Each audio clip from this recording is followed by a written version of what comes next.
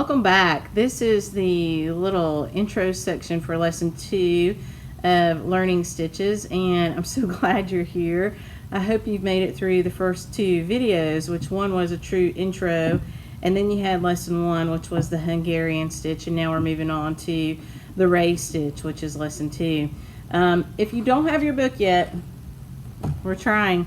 So we've shipped out many of these books, and we have another shipment coming in from Jeanette, hopefully today or tomorrow. I know it should be here like today or tomorrow. We'll turn those around and get them sent right back out. Last time we got them in, we sent them out the same day, and we lopped out a whole bunch of you guys that were waiting on them.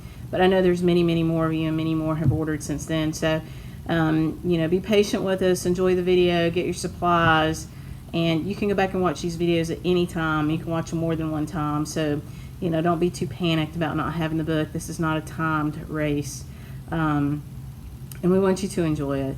So thank you to Jeanette for all the great support that she's given us. She's, you know, been sending us books as fast as she can, and we just really appreciate her. We'll be talking to her at market, and we'll try to lure her into doing a little chat with us here, maybe in a live video or something.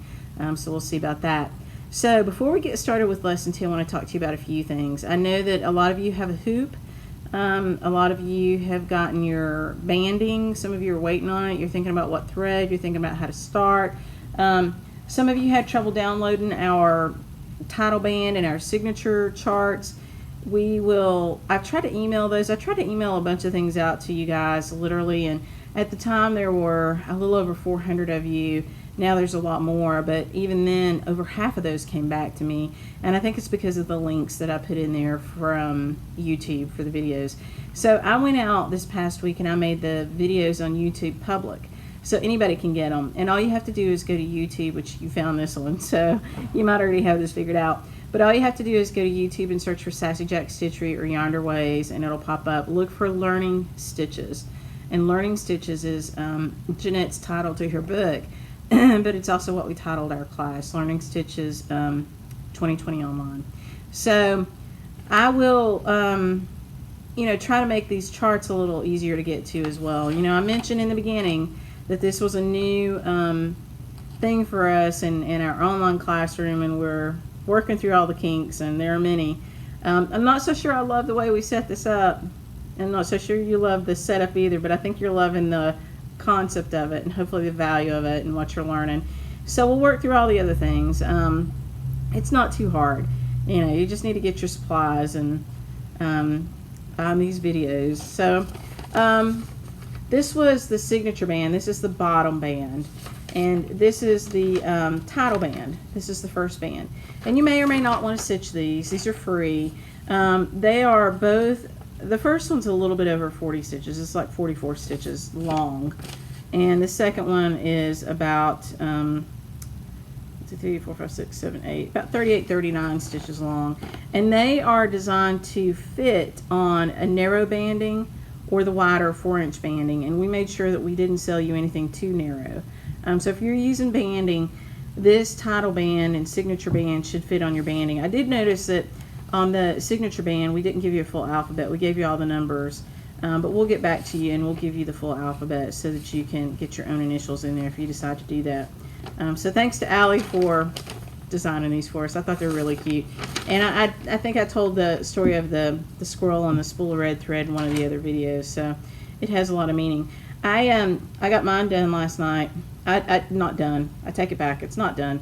I forgot his thread that attaches to the spool. You ever do that? Hopefully you find it before you frame it. And I happen to think what might be kind of cool, we'll do it on the next one. We'll keep doing a lot of these learning kind of videos and stitching things, free stitches, and you know, figuring that out as we go.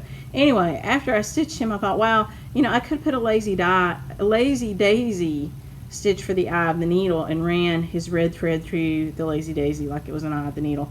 I didn't do it on this one. I'm not going to take it out. But if you haven't stitched him yet, that's kind of cool. Like the very top stitch of the needle, you could make it a lazy daisy stitch. Maybe I'll show you how to do that in one of these videos. And then you can run your thread through that, which would make it pretty cool. It would look like you're actually threading the eye of the needle. So anyway, this is Jack. he's feeling kind of sassy. I did notice it on, and I think this is true on a lot of our little beasties. He has no eye, and I know that weirds a lot of people out. I guess Allie hasn't thought about it, and I didn't think about it when I looked at it, because he's kind of pixel art. You know, they're not realistic. He's just a fat, chunky little squirrel that comes out of my head, or out of Allie's head in this case. But if you want to give him an eye, give Jack an eye. You know, give him a green eye or a blue eye. You know, my eyes are somewhere between green and blue. They kind of waffle around depending on what I'm wearing. So I like to make everything kind of green or blue-eyed. So anyway, this one's mine.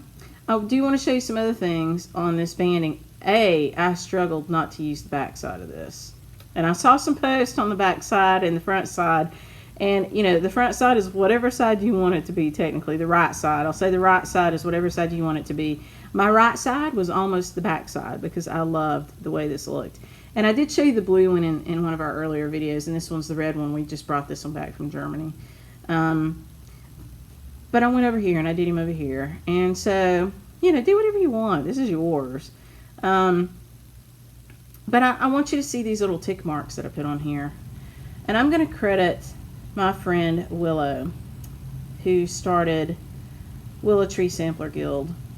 And I've been doing a round robin. And Willow, your band is pretty much done. I'm sorry. I've held that thing a long time.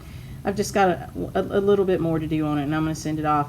But on Willow's band, we did this round robin band, and we all got assigned a group, and 6 people stitched on everybody, each band. It kind of circulated through the 6 people, and the band was only so long.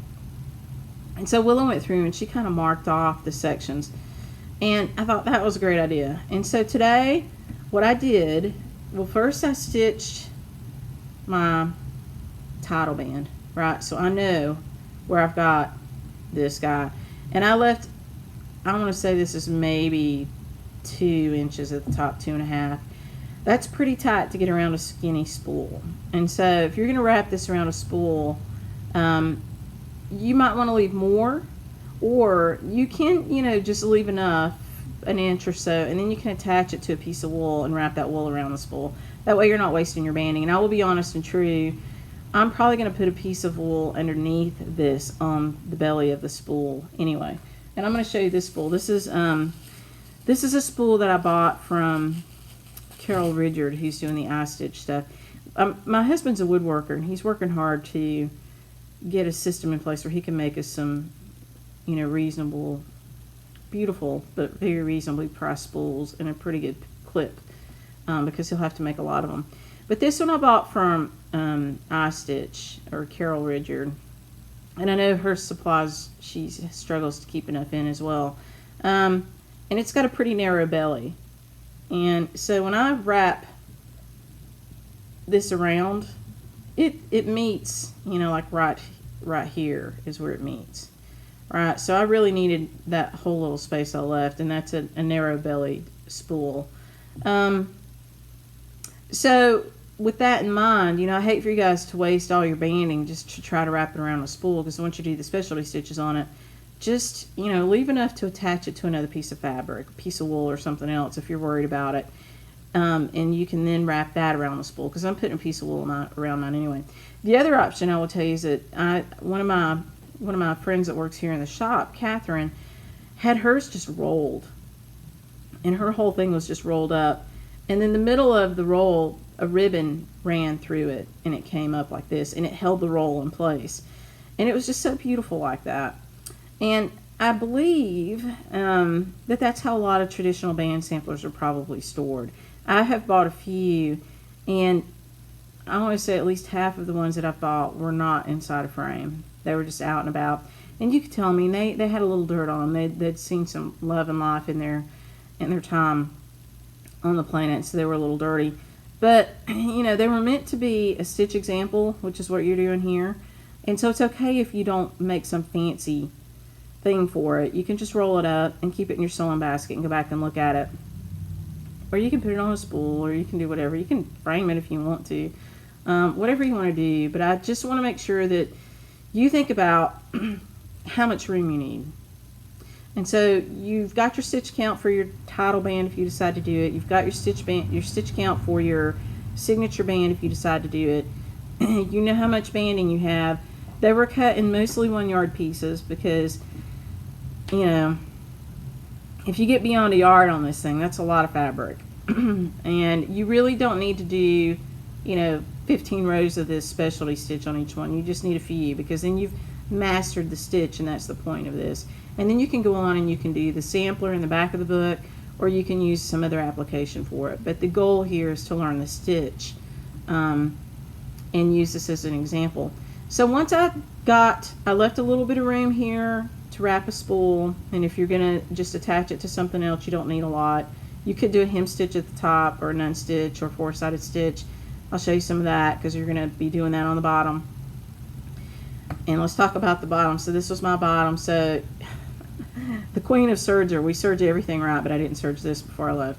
And so I just tacked it down. No big deal. I think most of yours will come to you serged unless you bought it somewhere else, and then it may not. And if it doesn't, tack it down. The thing with banding is that, you know, if it has a loose end on it and you pull the threads, they just kind of zip back and forth, and you end up with not a lot of banding left, because that's the way it's woven, right? The threads go back and forth on this in the weaving process, so you don't want to be pulling threads. You want to turn it over, tack it down, or we serged it when we sent it to you. I left enough room to do a hem stitch or something at the bottom. This was my marker for that, you know, 1.5 inches or something like that. And then I left enough room, 3 inches is what I needed on this, to do my signature band. So that was my 3 inches for that. And this little tacking stitch here, literally, I laid this down on a yardstick, and I took my needle and I ran it through a few stitches, and I ran it around twice, and I snipped it. I didn't put a knot, I didn't count, I didn't get real, you know, particular about where it was, because I was just marking my space. And so again, thank you, Willow, for that idea. I thought that was fantastic. So this little space, this is a 28 count banding. This little space is where my signature band will go. Well, then I came back up to the top, and I had stitched that already intentionally. And then I measured out the room here that I needed. Now, you heard me say that I didn't think this thing should be longer than a yard, and I didn't make it longer than a yard, so I've got extra room on mine. I'll probably come back up. And some of you do have 1.5 yard cuts, and some of you might have 2 yard cuts. Whatever your space is between the end of your signature band and the beginning of where you think the end of your title band and the beginning of wherever you think your signature band should be, take that space and divide it by 15, because you've got 15 specialty stitches, and that's the maximum amount of room that you have for each of these specialty stitch blocks. So just grab a calculator. If you're not doing the beginning and the ending band, you're fine. Just figure out how much room you need for finishing. If you're going to do a hem stitch at the top, leave about 2 inches, hem stitch at the bottom, 1.5 inches, 2 inches. If you're going to wrap it around a spool at the top, maybe 3 inches, unless you're just going to attach it to something. And if you've just got a 1 yard piece, you know, you may want to conserve your banding and just plan on attaching the banding to whatever you wrap around that spool without wrapping the banding around the spool, because you don't really need to. Figure out how much room you're going to have. Just take whatever that volume, whatever that length of band is between those spaces, and divide it by 15. And then you can do this little tacking stitch on the edge if you want to, just so you have an idea. I didn't get real precise with it. I mean, I did sit it on a yardstick, and I went in there, but I did not, like I said, I didn't count the threads. I didn't, you know, measure crazy anything. I just wanted to have an idea, and really I wanted to show you, because I probably will not take up all that space with a specialty stitch. That's a lot of stitching in there, and you really don't need to do that either. You might decide you want to put the title of each stitch above it or below it, and you could use the space for that. And a lot of you may only have 1 inch or 1.25 inches. That's plenty of room, because you'll see these specialty stitches don't take that much room. So anyway, just food for thought. Kind of calculate it out, figure out what you need. We intentionally gave you around a yard. Some of them maybe a yard and a half. However, we had that marketed at the time. Because we just didn't really think it should go over a yard. So you've got plenty of room. If you only did 3 rows of each stitch, that's plenty. You're going to know that stitch by then. And that's really what you need. So that's what we did there. I think that's all I wanted to show you with this guy here. I do want to show you, this is I think the most beautiful band sampler that I own. It is certainly the most beautiful one inside the shop, and it's been here for a while. We do want to chart it. It's got a lot of stitching on it, and we've been really busy doing some other things, so it hasn't came out yet. But what I wanted to show you on this is clearly it's got, you can see my halo lamp there reflected. Sorry. It's behind protective glass. A lot of different specialty stitches. This is called a flame stitch. We're not going to learn this in this series, but we will learn it later. There's some rice stitches, some queen stitches, some satin stitches, some more flame stitch or bargello stitch. Remember I said some stitches have different names. Bargello and flame is one. And there's some queen stitches. There's eyelets in here. Just really beautiful. But what I wanted to point out to you today is that each of these bands is a different width or different height. You see what I mean? So this one's more narrow. This one's a little bit bigger. This one's a little bit wider. This one's really wide. A little more narrow. A little wider. The goal is not, to have every band be the same. The goal is to get a document basically on fabric from which you can review your stitches and you can share them with other people. And that's what these things were used for. This one is dated 1757. 1757. I love this one. And one day we will get it charted. We'll get it out to you. We plan to do it this year. I don't know about that. There's a lot going on. But, again, I wanted to show you that one because I want you to see what they kind of traditionally were used for. 1757. That's pretty old. Now, we've got a few others. I think I've got one. Esther Benson, I want to say, is 1739. So it's even older. And it is a band sampler also, and Esther Benson is in our collection. It was charted for us by Hands Across the Sea Samplers as a commission, but we own it. It's part of our collection, and all the charts are exclusive to us. And it's a really beautiful band sampler too. It's a very different one because it has an Adam and Eve on it. But there were lots and lots of band samplers that were exactly what you're doing. They're stitch samples. And that's what this one was that I just showed you. It really was a stitch sample. And when I bought it, actually, I don't know if that one was in anything or not. Most of them are not. They just were in somebody's sewing box. And I guess over the years, some of them might have gotten framed, and I just can't remember on that one. It might have been in a frame. I might have had to take it out. But either way, they spent many years, if not centuries, just really rolled up in somebody's sewing box. The other thing that you can do with this guy is you could, if you're a quilter or a sewer, you could make a little pouch for it, which would be really nice. And so without even putting it on a spool, you could just roll it. And next week I'll bring this in and I'll show you how it would look rolled. But you could just roll it, and then you could put the whole roll, down in your little pouch. So the way my friend Catherine had this done is she had a ribbon that went right through there, and then it tied in a bow up here. And that's a really nice way to keep it. And you can certainly roll it with your stitching on the inside versus the outside so that you're keeping it clean. But whatever you're comfortable with. So I did want to tell you too on this one, I referenced over the threads that we called out in the chart to a sulky pearl number 12 because I wanted to use a single strand still. So I'll list these threads underneath, but I used for sulky pearl number 12, and they get pretty good coverage. And you know, this learning stitches part is over 1, and I had no trouble stitching with this thread over 1. I thought I would. I really did, but I didn't. It was great. It gives pretty good coverage. I guess when I was stitching it under a magnifier, I was a little worried it was a little too thin, but now that I look at it when it's not under magnification, it looks great. So I will list you these. I can tell them to you. It's 1147 is the red, 1328 is the gray, 1549 is the gold, and 1217 is the brown. But I will put those out there for you in the comments so that you can see that.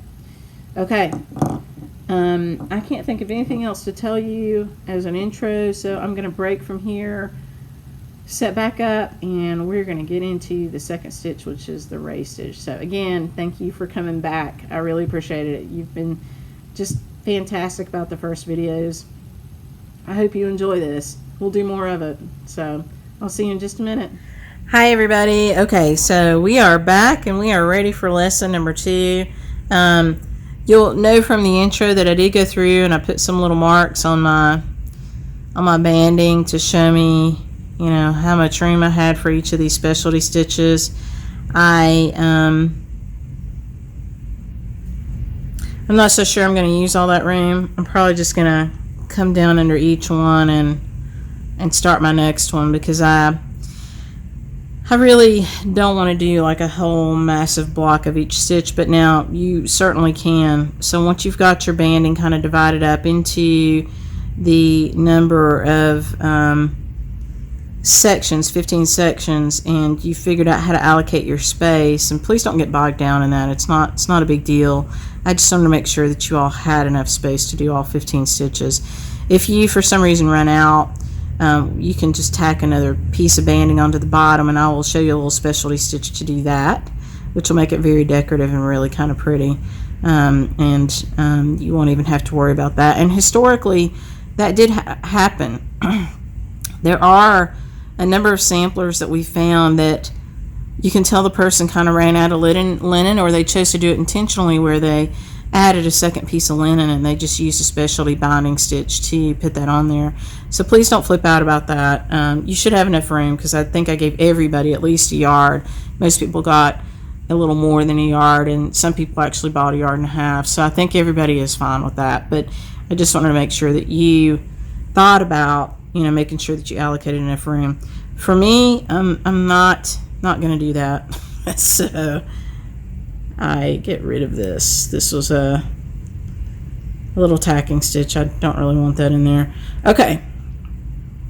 I was going to try to show you a pin stitch for this, and I will show you a pin stitch, but it's not the right stitch to start this with. But to start the stitch with, again, I'm going to use an away waist knot. And before I do that, I've got now this little bit of fabric up here at the top, and you probably do too. I'm going to roll that up. And you see where I've got my hoop again. Remember I said I'm right-handed, so my stitches constantly come from the lower right. If you're right-handed, keep this screw out of your way. Don't put it down here on the lower right. It will annoy you. And the same is true if you're left-handed. If you're left-handed, don't put it on the lower left. It will just irritate you. So keep it up out of your way. This is a peel, and we sell these individually for $1 in the shop. They come out of the quilting world. They are really spool holders, and they go around a spool. But we also sell them in packs, and I think there's like 4 of each of 3 colors in the pack. So if you decide you need that, you can use a little hair clippy. You can use whatever works for you, but I want this fabric. I don't want to have to hold it. So put that little peel around it just like that. You see how that goes? So just holds that in place for me. It's genius. And I think Vanna, I know, was the first person I noticed that did that. There probably were others, you know, but I know Vanna Pfeiffer, the Twisted Stitcher, was one of the first people I knew that did that. Okay, so this is the ray stitch, and it is on page 8 and 9 of the book, Learning Stitches from Jeanette Douglas Designs. If you don't have the book, they're coming. I promise you they're coming. We've had to reorder and reorder. So thank you for everybody who's, you know, excited about the class. You know, watch the videos. You know, you can try it without the book. You can practice a little bit. on another piece of linen, or on this linen, whatever. But your book is coming, so don't get too worried about it. On her block, she starts the first stitch in the middle of the raised stitch, and I think she does that because it's easier. She also mentions coming from the bottom up, because if you come from the bottom up, you're going into your needle's coming out of a clean hole every time, which we talked about that in the Hungarian stitch. It's just easier. You're not worrying about picking the thread, splitting the thread. We're going to start, just like Jeanette did, with half of the first raised stitch. And for me, I'm just going to skip 4 threads from the bottom of my other one to the top of my raised stitch. So, and I'm going to skip one thread on the margin here. So just like we did up here, 1 thread on the margin. So I'm going to count down 1, 2, 3, 4. So in here, and sometimes I do this, I put my needle in and I make the hole a little bigger. And now I can see that. But you can figure out your own method. And I want to come in 1 stitch here. Well, first I've got to put this away knot in here. And remember, I said that you needed to have enough thread from wherever you put that knot in to where you're going to come up so that you can re-thread your needle. Okay, so we're 4 threads down, and we're 1 thread over, which is going to be here, right? And that does line up with where the furthest stitch to the left was on the row above. So I think I'm good with that. So the middle raised stitch, the longest leg, and the longest leg to the left and the right both cover 4 threads. They change up a little bit as you get into the diagonal. But we're going to start with the middle of the raised stitch, right? And it's just like the book. So you're going to count down 4 threads. 1, 2, 3, 4. And then you're going down into your fabric. Okay? And if you notice the next 2 stitches, you come over a thread, just count over 1 thread. You're going to go into the same exact hole. And we kind of call it jumping into the pool. Right? And really, as you can see, the screw's in the wrong place for me on this too, because of the way I'm holding this hoop. So probably I should have put this screw over to the left, and I think that's where I had it before. So I'm not going to take it out. I mentioned that I found that very annoying to have to do that. So when you do this, get this away from, either side of your dominant hand. Put it over there if you're right-handed, and put it over here if you're left-handed. Okay, so that's the second leg of the raised stitch. This is the third leg. You come up again, just 1 thread over, and you jump back into the pool. Okay? So that's your first 3. Now for the 4th stitch, you want to come down a thread, and you still want to be over a thread, right? So you see where that is? So I counted over 1 thread and down 1 thread, and that's where I came up. And I'm going to jump back into the pool. All right. Now the next stitch does the same thing. It comes over 1 thread from where you started before and down 1 thread. And it jumps back into the pool. Okay. Now I don't have this hoop wrapped yet because I sent all my 3/8 inch twill tape out to you guys. And I know some of you are still waiting on it, but so am I. So it's got a little give here. So I can't pull it as tight as I'd like to. So pretty much every thread is going is getting a stitch. So every thread within this array, every single thread is getting a stitch. So in the last 2 stitches, you're staying in the same row, or same column starting point. So you're just going to come down a thread, and you're going to jump back into the pool.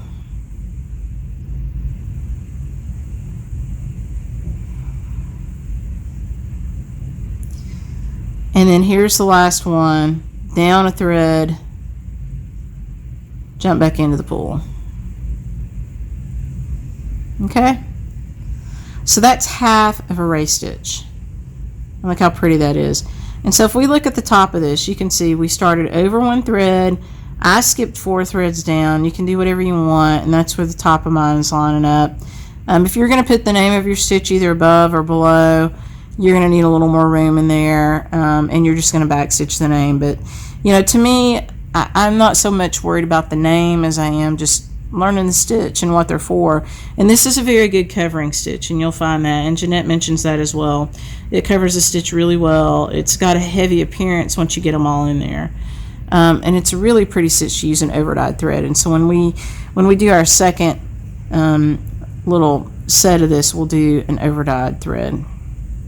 Okay, so we are always starting from the outside and going into the pool. You notice that, I think. So now we're going to do a full ray stitch, and to do that we're going to come up right where we ended our last stitch.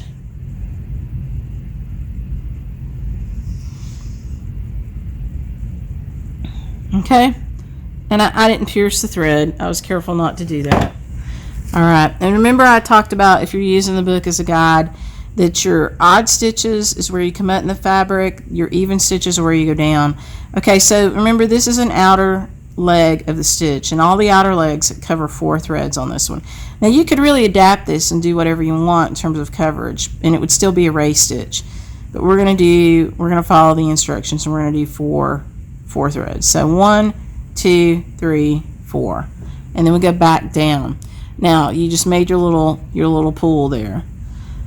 And the first 3 stitches, just you're coming up 1 thread. You see, and it's using a hole that's already used, but that's okay. That screw there is not okay. So learn from others' mistakes. That's very annoying. I'll try to stop complaining about it. Okay, and so you came up 1 thread where you started. You're going back into the hole in the middle, right? You don't even have to count this much anymore. And the 3rd stitch starts the same. It comes up 1 thread above where you started the last time, which happens to intersect with that other half stitch, and you jump back into your pool. Okay, that's your first 3 legs. Now you start moving in. So in your 4th leg, you come in, up 1 thread, and in 1 thread, right? And this is why they call this counted thread. You are literally counting the threads. Okay? And then your 5th stitch does the same. Up 1 thread, in 1 thread, and jump back into the pool. Now you see when I'm actually up at the top part, that's when I'm tugging a little bit. I try not to tug when I go into the pool. Depending on where you pull your thread, where you make that little tug, it will make the stitch look a little different. See, I try to go into the pool gentle, but then when I get to the top, I tug it a little bit. Okay, so that was your 5th leg of the thread. This is your 6th. I'm going to pull it just a little bit, and I'm going back into the same hole. Okay, now on the 6th thread, going across the top, you have 1, 2, 3, 4, 5 stitches across the top that are in a little row.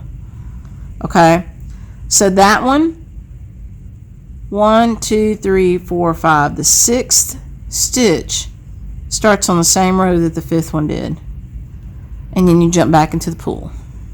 Okay, your 7th stitch starts on the same row. Okay, you see me pulling a little bit there. Now on the back of my fabric, let me just show you what my hand is doing. I'm constantly feeling back here. I'm feeling the thread. I'm helping guide the needle. I am making sure there's no knots or nothing's getting bound up in there. And so that's what my hand is doing on the back. And that's why, if you've been in the shop and you've ever bought a hoop from me, the first thing I've done is I've taken the hoop and I've taken my hands and I've put them together and I've held the hoop up here like this. And I said, your hands should touch on the back. And this is really small hoops, so they overlap. But some people get big hoops. I like to stitch in no bigger than like a 7.5, maybe an 8-inch hoop. And I've got actually pretty big hands. Because I want my fingers to touch on the back. I use my non-stitching hand as much as I use my stitching hand. It has a job to do on the back of that hoop. It is guiding the thread. So, you know, I just want to make sure that you understand that that your hand back there is doing something. And I'll try to remember to show you what mine's doing on a regular basis. So again, you're in your 3rd stitch in a row, and you jump back into the belly. Now that was the center stitch. Now that's where you started your first When we started this row, we started with a half of a ray. And that's where you started.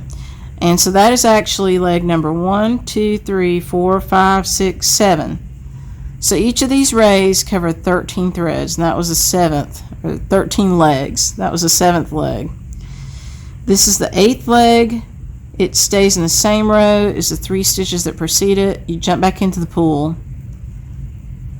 This is the 9th leg of the stitch. You see me tugging it a little bit, and then you jump back into the pool.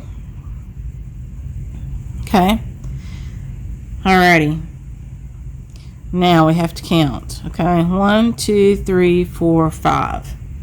1, 2, 3, 4, 5. Okay, that's all that are in a row up there. Now we need to come over a thread and down a thread. Right? So you had 5 in a row, then you come over and down. So you're dropping down 1, and then you jump back into the pool. Okay, now the next one does the same. You come over 1 thread and down 1 thread. And you give a little tug when you do that, and you jump back into the pool. And you can kind of see that depending on how you tug that, you're making a little hole there. You may or may not want to do that, and that's totally up to you. If you don't tug it, you won't have much of a hole. If you tug it more, you'll have more. Okay, so you did kind of 2 threads on a diagonal. Now the next 2 stitches come down right underneath the one you just did. So you've got 3 in a column, right? So your last 2 stitches, you start just right underneath where you started the last one, and you jump back into the pool. And then the last stitch, which is the 13th leg, again is right underneath, just down 1 thread and back into the pool. Okay, so that may or may not have made a lot of sense to you, which is why we're going to do it again. So you start in a dirty hole, if you remember that nomenclature from before, where you ended your last stitch. Okay, so you start right there. So the first leg comes up right there where you ended the other one. You're going to count over 4 threads. 1, 2, 3, 4 threads, and you're going to go back down. Now the next 2 stitches stay in the same column. So the second and third leg, you're just going up 1 thread above where you started that last leg, and then you jump back into the pool. Okay, the third stitch, you're just going up a thread. You're not going over. You go up 1 thread, and then you jump back into the pool. Okay, now on the 4th stitch, you come up a thread and in a thread. Right? Does that make sense? Do you see it? So you did 3 in the same column, and then on the 4th one, up and in. That's your 4th leg of that ray stitch, and then you jump back into the pool. Okay. All right. Now the 5th leg of this ray stitch does the same thing. So, and again, on the back of my fabric here, you can see that I'm constantly using this hand and really this finger to guide the needle on the back. So you've done 4 stitches, 3 in the same column. On the 4th one, you came up a thread and over a thread. On the 5th one, you're going to do the same thing, up 1 thread and over 1 thread. Okay, and then jump back into the pool. Okay, now you're on the top row of this ray stitch, and we had 5 in a row up here. Okay, so let's count the legs. 1, 2, 3, 4, 5. So your 5th leg, your 6th leg, start on the same row and go into the pool. 7th stitch, same row, into the pool. 8th stitch, same row, into the pool. Your 9th stitch, let's just count that, make sure 1, 2, 3, those are all in the same column. 4 and 5 moved over 1 and in 1, up 1 and in 1. So that was 5, 6, 7, 8. This is your 9th stitch. It came over one thread and it jumped into the pool. So now how many do we have on that top row? 1, 2, 3, 4, 5. Let's count them again. 1, 2, 3, 4, 5. And that's all you have on that row. So you come over one thread and down one thread, right? And then into the pool. This one comes the same way, over one thread and down one thread. And you can actually see the little end of my needle coming through there when I'm counting. And on the back, I'm using that other hand to do that. Now you're on the last 2 stitches. And on those last 2, the last 3 go in one column. So you've got 1, this is the 12th stitch, or the 12th leg of this stitch, and the 13th leg of this stitch. And they just start right underneath each other. Alright, so let's look back at this little guy again. On the composition. 1, 2, 3 in a little column. Then you come up one thread and in one thread. That's your 4th one. Up one thread, in one thread. That's your 5th one.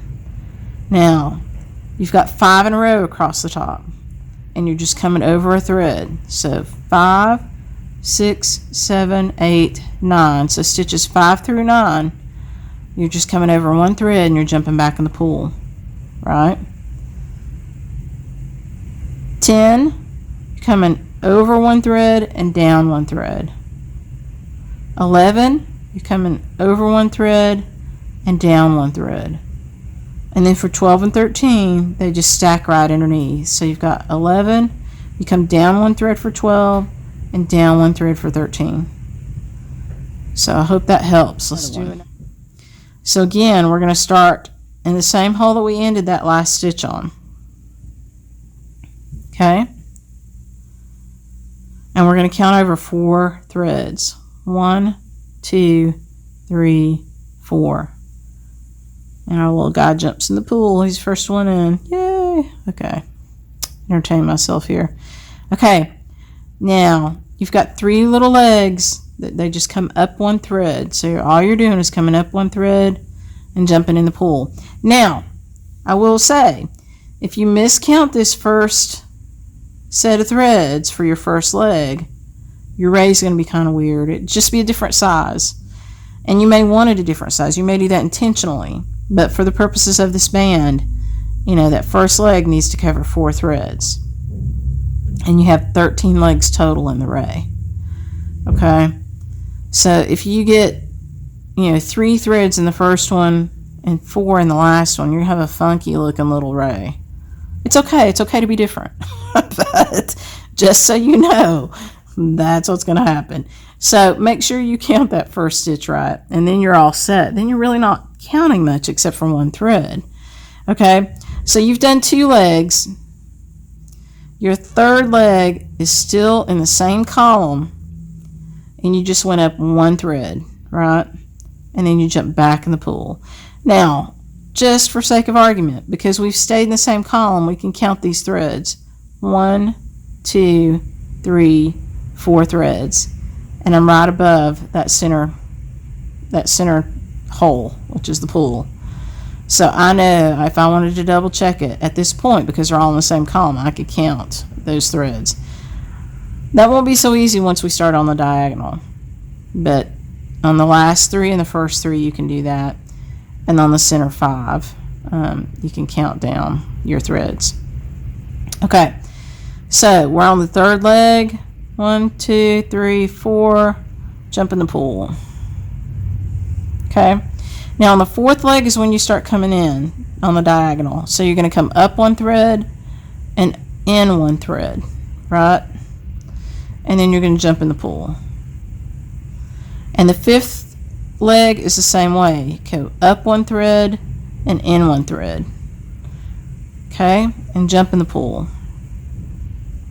Now, you're on the top row of the ray. Remember the last time we had 5 stitches in succession across this row. So that's what we're going to do. We're just going to come over one thread and jump in the pool. That's number 6. 1 thread and jump in the pool. That's leg number 7. 1 thread, jump in the pool. That's leg number 8. 1 thread, come over 1 thread and jump in the pool. That's leg number 9. Now, let's count that because we know we've got 5 in a row on the top. 1, 2, 3, 4, 5. So I'm happy with that. All right, so now we're on the diagonal again. We're coming down the side of the row. So you want to go over 1 thread. Oop, see that needle? Jumped. Over 1 thread and down 1 thread, right? That's leg number 10. The next one is the same. Over 1 thread and down 1 thread. That's leg number 11. We've got 2 more legs, and we know that the last 3 are in the same column. So stitch number 12, you just come down 1 thread and jump in the pool. Leg number 13, down 1 thread and jump in the pool. It's just a pretty little stitch, right? It's nice. I hope you chose some thread you like. You can use whatever. Just use something out of your stash, or if you want to buy something new, that's okay. We're starting in a dirty hole. It's where the last stitch ended. This is the important part. You count over 4 threads. 1, 2, 3, 4. And you go down. Okay? Let's just double check that. Now you can double check by counting above it or below it. I can see better below it right now, so I'm going to count below. 1, 2, 3, 4. I'm happy with that. And the first 3 legs of the stitch start in a column. So I'm just coming up 1 thread. I'm going back in the same hole in the center. The third stitch is up 1 thread, back in the same hole in the center. Okay? Now the fourth stitch is where you start to come in on the diagonal. So you come up 1 thread from where you just stopped and in 1 thread and down in the center. Okay? The fifth stitch is the same way. Up 1 thread and in 1 thread. Down in the center. Now you're at the top, and you know you've got 5 that go straight across the top, so you're just skipping 1 thread in the same row and you're coming down in the center. And you know, you kind of have to watch and make sure you don't miss a stitch here, so it might help you to count them. So 5, 6, 7. 7 is the center stitch. I'm on 8. And then 9. 9 is the 5th stitch across the top. 1, 2, 3, 4, 5. Or leg. Alright, so that's leg number 9. So let's just count them. Make sure. 1, 2, 3, 4, 5, 6, 7, 8, 9. Now we start coming in on the diagonal. So we come over a thread and down a thread. Right? And then you jump in the pool. And you see I'm not yanking these things real tight. It's not really making much of a hole. I don't want it to. Okay, so that was leg number 10. Leg number 11 does the same. Over 1 thread and down 1 thread. Okay, and then back into the pool. Legs number 12 and 13 stay in the same column. So you just come down 1 thread underneath the last stitch, back into the pool, and then leg number 13, down 1 thread. This is the last stitch of this row, and back into the pool. Okay? Alright, so now we're going to do another one.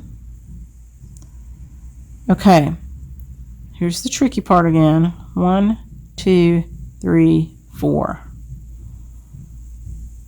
Got it? Now you just come up 1 thread. It's in a dirty hole, but that's okay. You can see it. Into the pool. Up 1 thread. Into the pool. Okay, that was your first 3 stitches, and they were all in the same column. Now on number 4, you come in on the diagonal. So you come up one thread, over one thread, down into the pool. Okay? Up one thread, over one thread, down into the pool. And then these next 4 stitches go in the same row across the top. So you have 5 in a row across the top. That's the 3rd one on the top, the 4th one on the top, the 5th one on the top. Okay? So now we come over a thread and down a thread. And this is 1, 2, 3, 4, 5, 6, 7, 8, 9, 10. This is our 10th leg. Right? And this one is over one and down one. This is your 11th leg. We know the last 3 stay in the same column. So we've got 12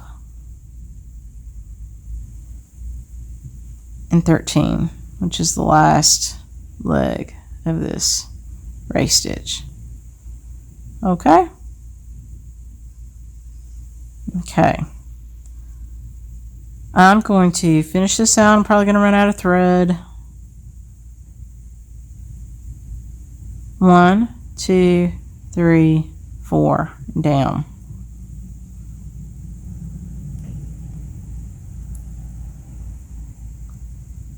Into the pool.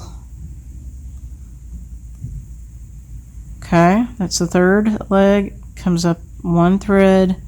Now on the 4th one we come up 1 and in 1. Into the pool. The 5th one is up 1, in 1. Into the pool. You see me playing thread chicken here. I'm going to lose. No doubt in my mind. These 5 go across the top. You go into the pool.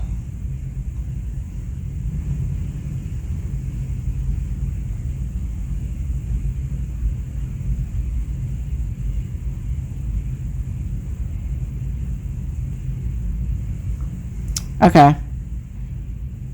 I'm going to have to re-thread. So I'm going to end this thread and start again. So see how pretty that is on the back? It's pretty much reversible. It won't be in just a second because I'm going to do this little guy here. Alright, I just ran it under. They're pretty tight. Okay, no big deal. It'll stay. If you want to be sure, you can weave it back and forth like I did the last time and come back underneath, but that's pretty tight there. I think that'll be fine. Okay, I'm going to show you the needle threading trick again. If you need to use a threader, you can do that however you want to do it.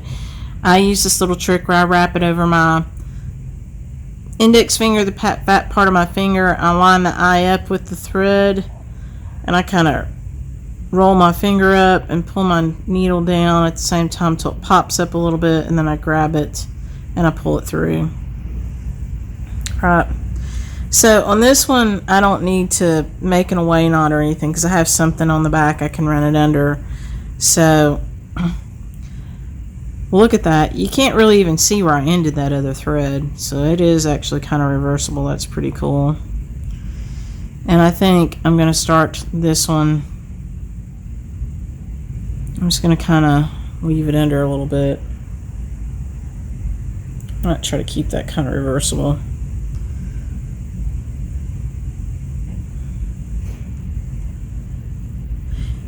You don't usually want to use the same path to start a thread that you used to end the thread before it exactly the same, because the friction of doing that might pull it out.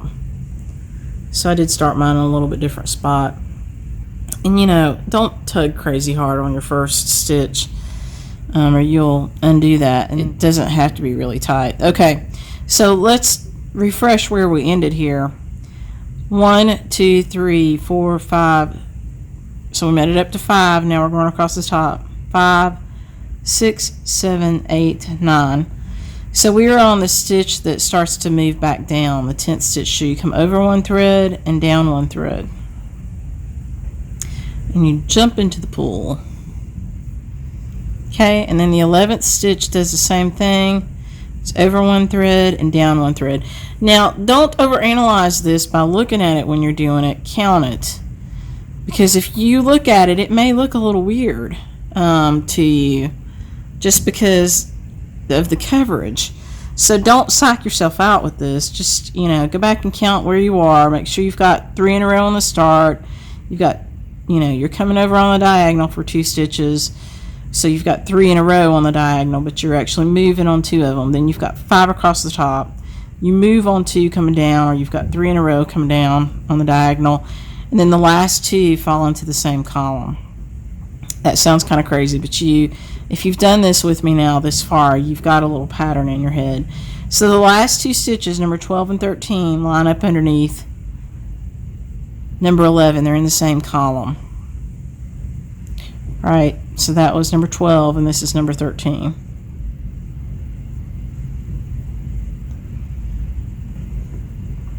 And we have room for at least 1 full stitch. We'll see.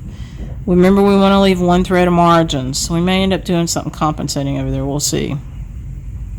Yours may be different because this is a 21 count. If you're on a 28 count, it's going to be a little different, so don't let that worry you. You just do as much as you can, leave a 1 thread margin, and then you're fine. Okay, so now I'm going to count over 4 threads. 1, 2, 3, 4. The next 2 just go straight up in the column.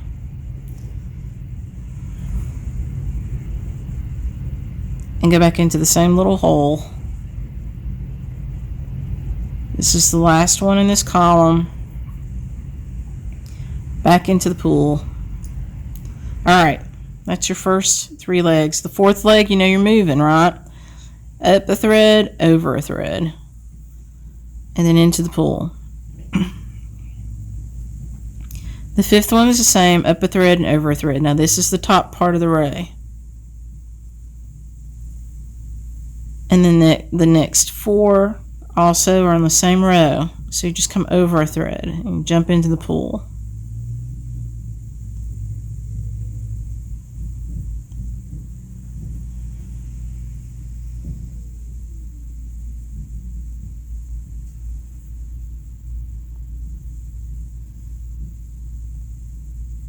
Alright, that's the 5th leg on the top row. 1, 2, 3, 4, 5. Jump into the pool. Now, you need to come over a thread and down a thread. And into the pool. Over a thread and down a thread. Now, let's take a little look-see here. That leaves you your 1 thread margin. Check that out. Right there. So, we're perfect with this row. It's going to end perfectly, which is just happenstance. Yours might be different. This was the 11th stitch, so it's going into the pool from right there. 1, 2, 3, 4, 5, 6, 7, 8, 9, 10, 11. Into the pool. Excuse me, my throat is dry. The next 2 stitches, 12 and 13, are in the same column. They start right underneath. Go into the pool. Into the pool. Yay! Okay, so you finished your first row of a race stitch. Isn't that pretty? It's very pretty. So you can. My mind is racing with all the different applications and what you can do with this stitch to make it really pretty. So that's the first one.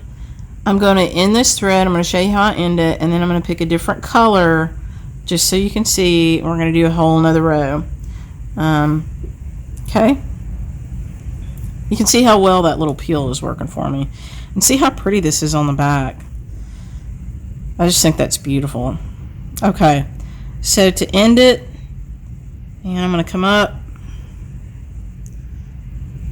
I'm going to, and when I'm doing that, I'm not tugging this because I don't want to distort this stitch on the front. Right, so I'm just running it under. I'm not pulling it really hard. Okay. Now if you want to be really sure, you can go up underneath over here again. It's fine. It just blends into the ray. But I'm not yanking that, because if you yank that really hard, you're going to distort what the front looks like. So you need to be conscious of that when you're finishing threads. You know, you don't want to mess up what the front looks like. Okay. So now, this is how you deal with this away knot, right?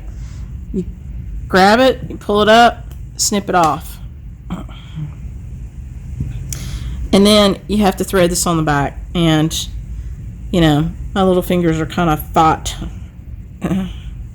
So you may need a threader for this, or you may be able to get it. I got it. Look. And I'm going to finish this thread off before I go any further. So I'm going to come up here to the side.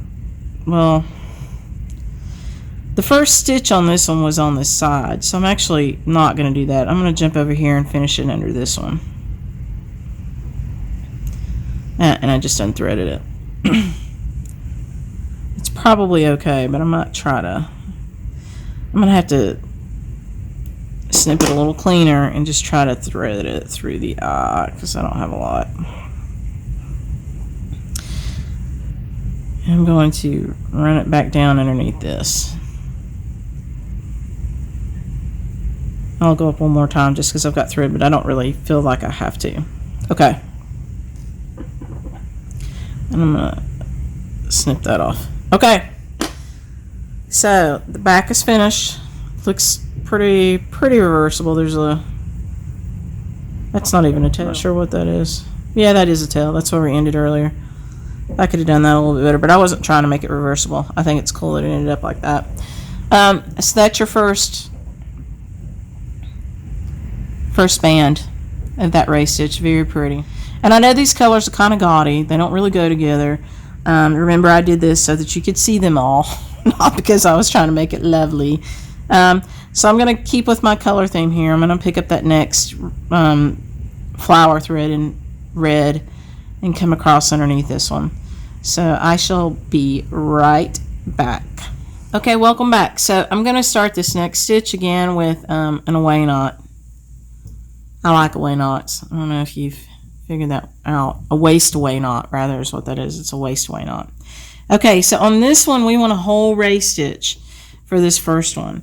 And we know that on the longest leg of this stitch, it covers 4 threads. It covers 4 threads from the top to the bottom. It covers 4 threads from each side to the middle. So if I want these to bump up against each other, I need to skip 4 threads, which is what I'm going to do. So we know that the middle of my first stitch is going to land right here. So I'm going to come down 1, 2, 3, 4, and then I'm going to come over 1, 2, 3, 4. 1, 2, 3, 4. And as it should, it puts me with a 1 thread margin right here. I can also count down 4 threads from the end of this one. 1, 2, 3, 4, and come up right here. Again, 1, 2, 3, 4. And you see the 1 thread margin. This is the very first leg of the ray stitch, so we're not doing this half thing, we're starting on full stitch. And I'm going to come over 1, 2, 3, 4, and jump to the pull. I skipped a little bit. I'm going to show you again. 1, 2, 3, 4. Okay? So, the first stitch is almost always the most important. Let's count it again. Make sure that we're right. We started right here. 1, 2, 3, 4. And it should be right in the center of these 2 stitches, and it is. Now if you remember from the band we just did, the first 3 stitches start in a column, and you're just going back into the hole. Alright, so you're just coming up 1 thread for legs 2 and 3 and jumping back into the pool. Now on stitch number 4 is when you come up a thread and over a thread, and then you jump into the pool. Okay, stitch 5, you're up a thread and over a thread. Now this gets a little tricky because you're underneath these other stitches up at the top. Just try not to pierce it. If you're using the same thread, it won't matter, but you do weaken it if you pierce it. So try not to pierce that other thread. Just kind of bump up underneath it with your needle and then come back into the hole.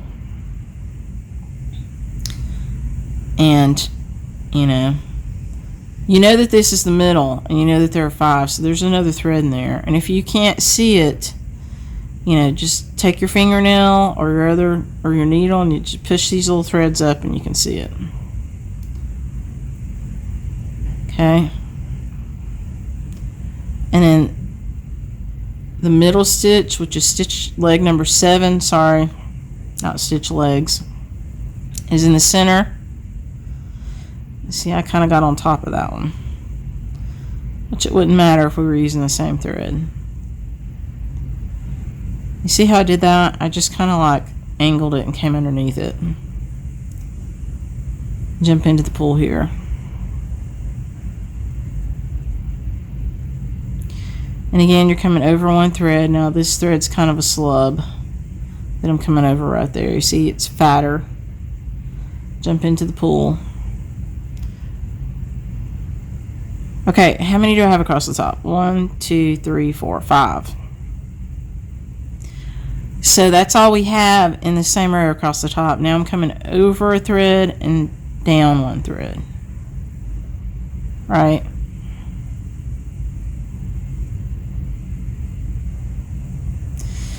And the next stitch is the same. Over a thread and down a thread. And into the pool.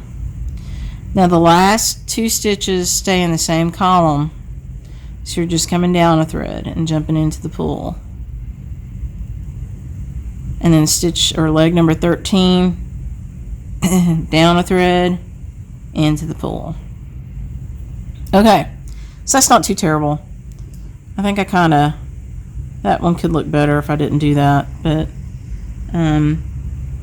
if you check out what Jeanette says in the book, she does say that if you work up instead of down with this, that you don't struggle with this part as much. But we're going down and not up, so I guess we could turn it and do the raise upside down, but we're not going to do that.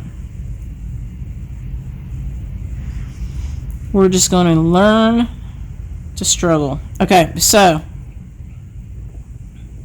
you're going to start in the same outer hole of the leg you just ended, and you're going to count over 4 threads. 1, 2, 3, 4, and down. Just come up 1 thread. You're coming into a dirty hole. Go down into the pool with the same thread. The third leg is the same. You've got 3, one on top of the other there, down into the pool.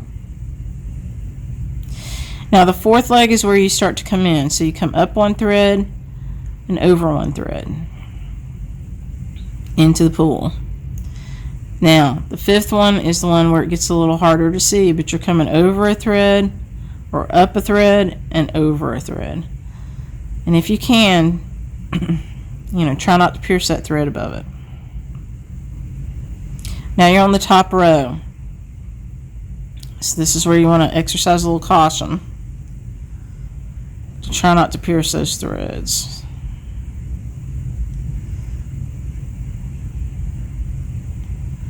And you can do that by angling your needle when you come through there. Okay. This is the middle stitch. It's stitch number 7, or leg number 7. Now, I find that this is the one where I had trouble with the last time too, because it's the first stitch of the the ray above it, and it tends to be pretty tight in there. So I tried to get underneath it, and I come in here. I think that next leg is a little easier. All right, how many do I have? 1, 2, 3, 4, 5 across the top. Now I'll come over a thread and down a thread.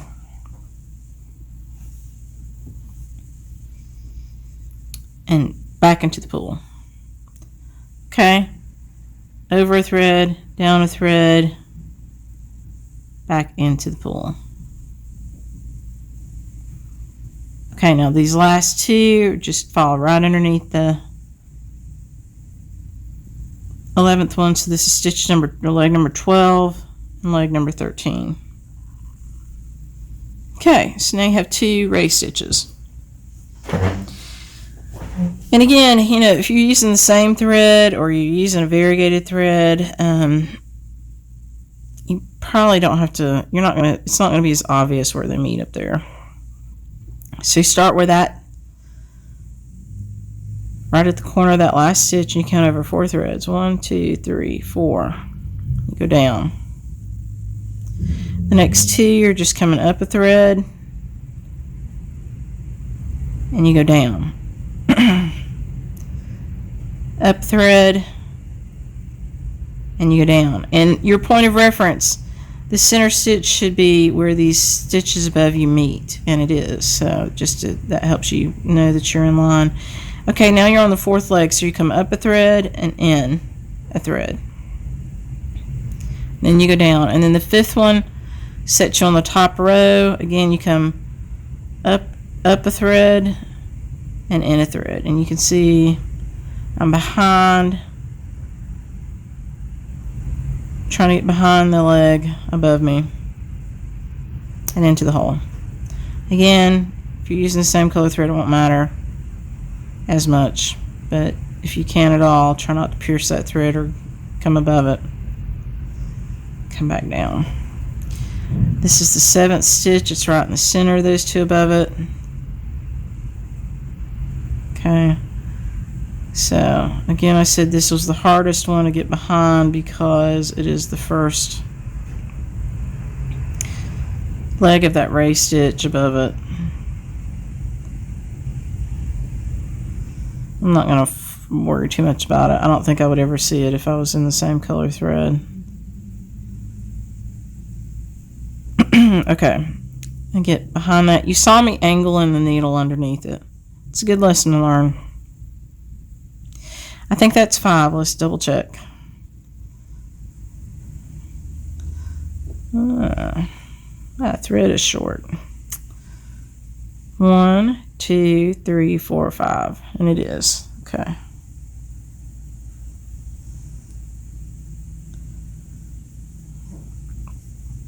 Okay. So we want to come over a thread and down a thread. This is the 10th leg. And do the same thing one more time, over a thread and down a thread. This is the 11th leg. You've got 2 more. And then come straight underneath. 12 and 13. Okay? And then the start is right there in the corner of that last stitch. And again, you count in 4 threads. 1, 2, 3, 4. I know I'm doing a lot of repetition on this one because I think it's a little bit more of a challenge to see.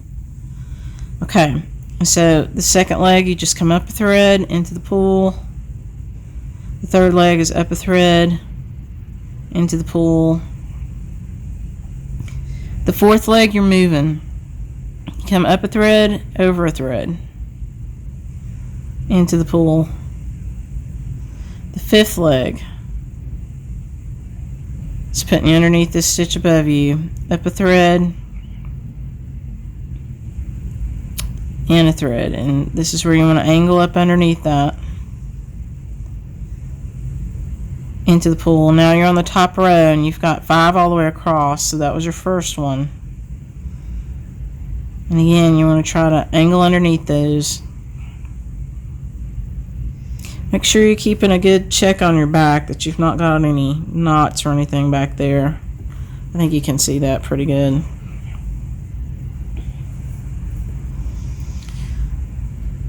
Okay, this is the 7th stitch. It should be in the center of the one above it.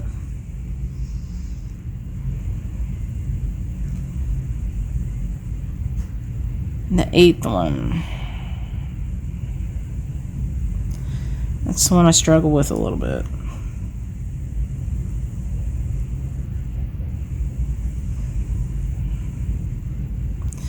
You probably will too. If you're using this in, your own design, again, you may want to just try to start yourself at the bottom. I didn't start at the bottom to go up because I wasn't quite sure where I wanted this to end. So we are just learning to navigate it. Okay, so there was 5 across the top. It's time to come over a thread and down a thread for the 10th leg. Do the same thing on the 11th leg, over a thread and down a thread. I'm going to run out of thread right here. So this is where I have to end this thread. Okay. I really didn't even leave myself much space to do it.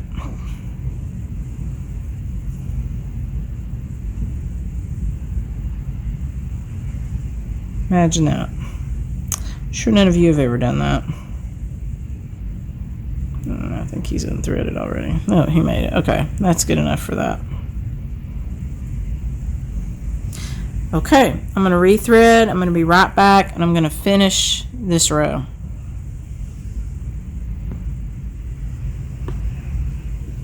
Okay, so here we are. I'm going to restart this thread on the back and carry on with the stitching.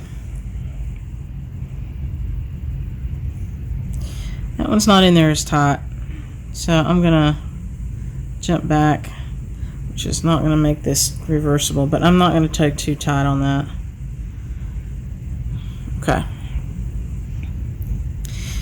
Okay, so where we ended was stitch number 11, so we need to finish up 12 and 13. So this is 12, which starts right underneath 11, and 13, which starts right underneath that one. And then you just jump back into the pool. Okay. And then we start at the edge of the last ray and we carry on.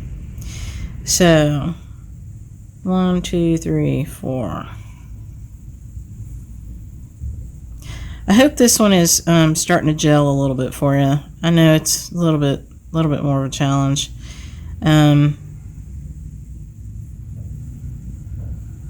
But it's a very pretty stitch, and I don't think it's too bad.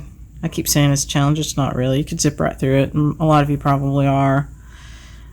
The only thing I don't like about it is coming up underneath those stitches above it, but again, I don't think that'll be as big an issue once the thread color is not as noticeable. And you see how I did that? I'm just coming up, sliding underneath it.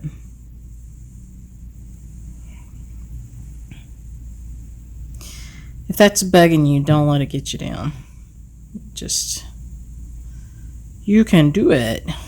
So, there's that one. This is the 7th leg of this one. Comes up in the middle. See, even though I came up in the middle, it's still tugging on the first leg of that ray stitch beside it, which is what's making it hard to get underneath it here. But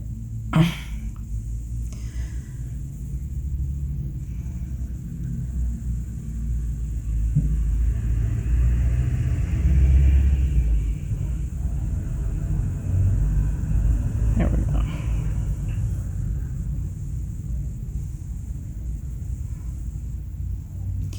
Okay, that was the 5th stitch across the top, so now I'm coming over one and down one, jumping into the pool, over one and down one, and jumping into the pool. And then these next 2 stitches just go right underneath.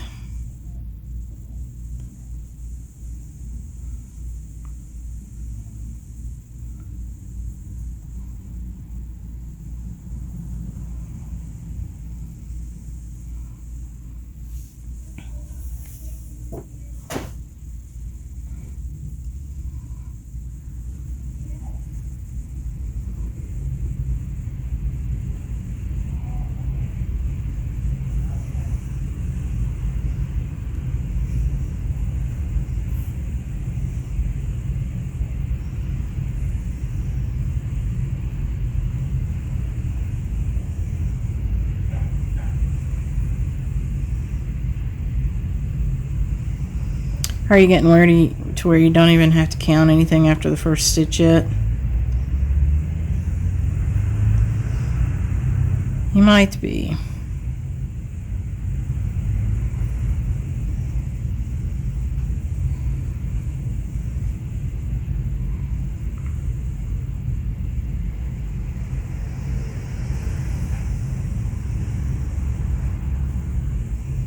If you were going the other direction with this, you'd still be tucking under. You'd just be tucking under from the front side.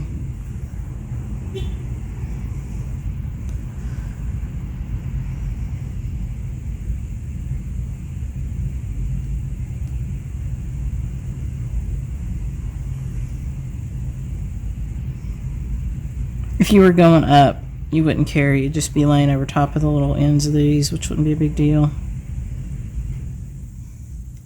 Instead of down, you know, if you're going up this way instead of down this way. Up, I think, is definitely easier.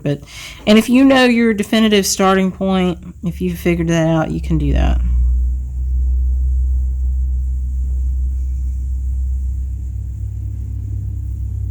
Did you see me come down a thread, over a thread, and down a thread? That was the 10th leg. This is the 11th leg.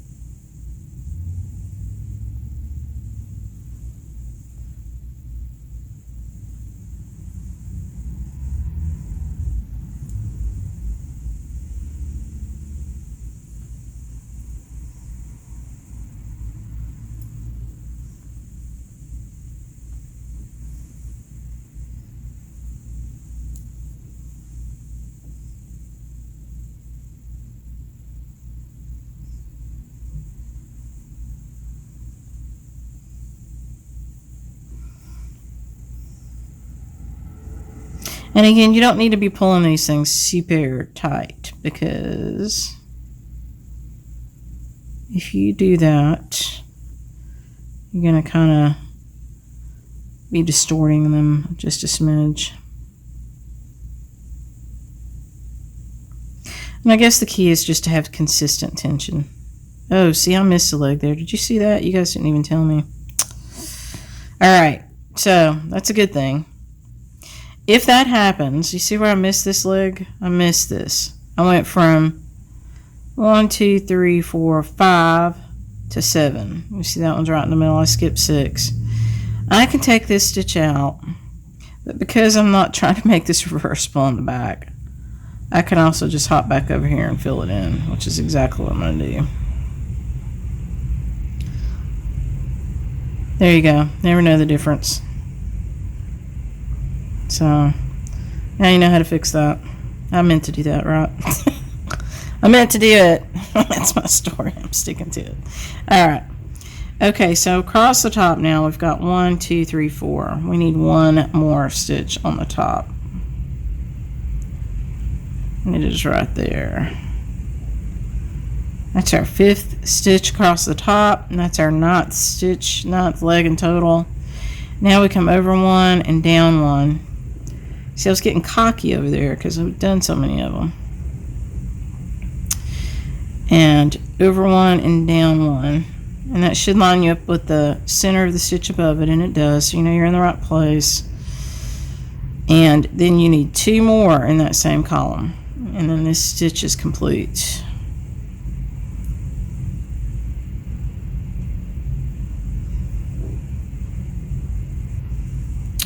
Okay. All right.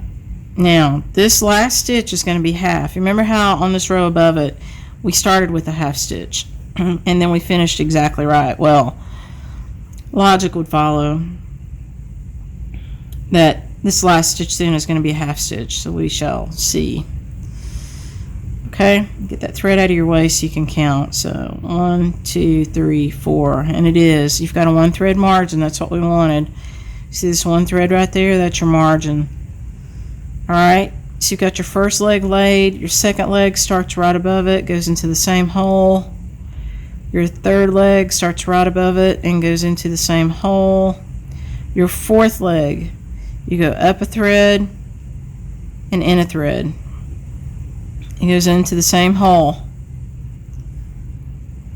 Your fifth leg goes up a thread and in a thread, and I'm underneath, trying to come up underneath that right above it.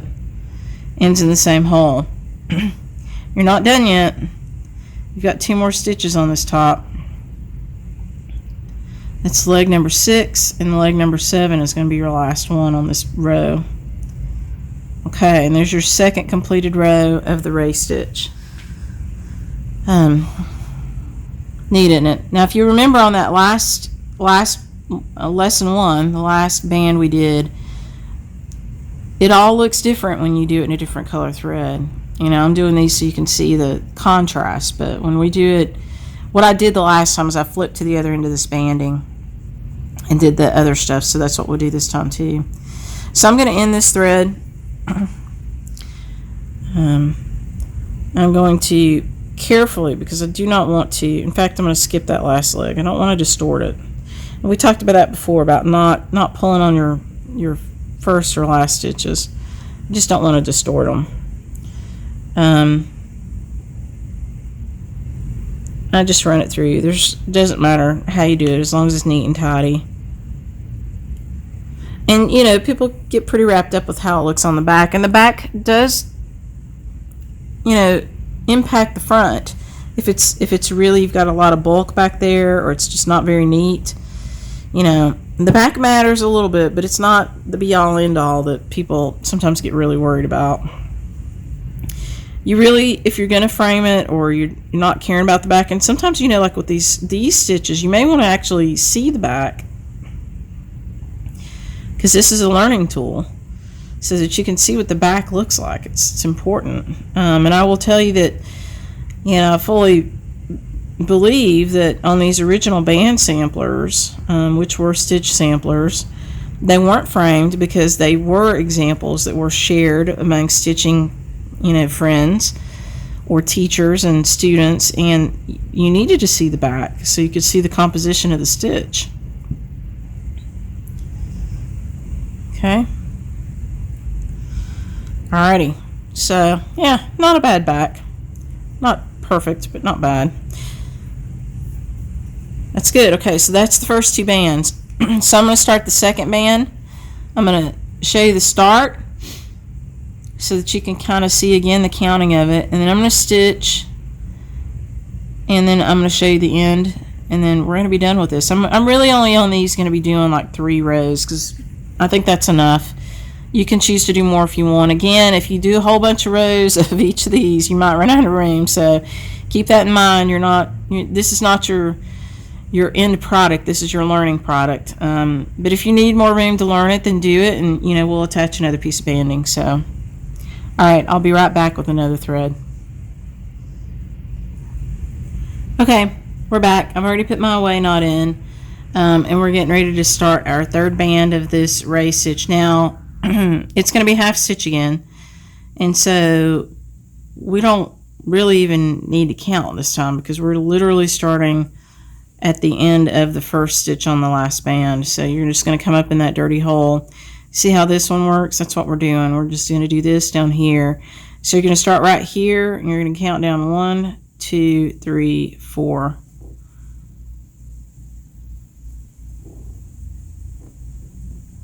Four threads. Let's make sure. One, you can come beside it if you can't see over there. 1, 2, 3, 4. Okay, so that's good. Okay, so that's the middle stitch. So that's like stitch number 7. So we've got 3 across the top on this one, on the same row, which means we've got 2 more. Remember, in a full stitch, you've got 5, and the 7th stitch is the middle one. So consider this to be leg number 7. Sorry, I keep saying stitches, but legs, you know what I meant. And please notice that I've still got this stupid screw in my way up here. So, you know, I hate taking the thing apart. I hate having it there, and it's just, which is the worst of those two evils? I've moved down enough to where I'm not catching up there as much anymore, so it's survivable. But be conscious of that when you're doing this. It should not be near your dominant hand. Put it over there. Or if you're left-handed, put it over here. Learn from my mistake. It's annoying to me. All right. Okay, so this is the 3rd stitch across the top, which would be 7, 8, 9, leg number 9. Now, if you'll remember, when we've been doing this, number 10 is the one where we came over a thread and down a thread. And that's what we're doing.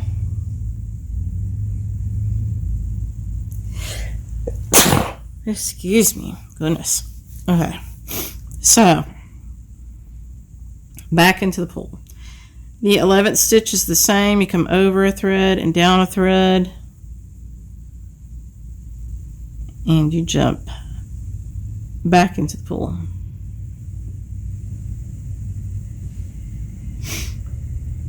Okay, and the last 2 stitches, which is 12 and 13, they start just 1 thread down and go back into the pool.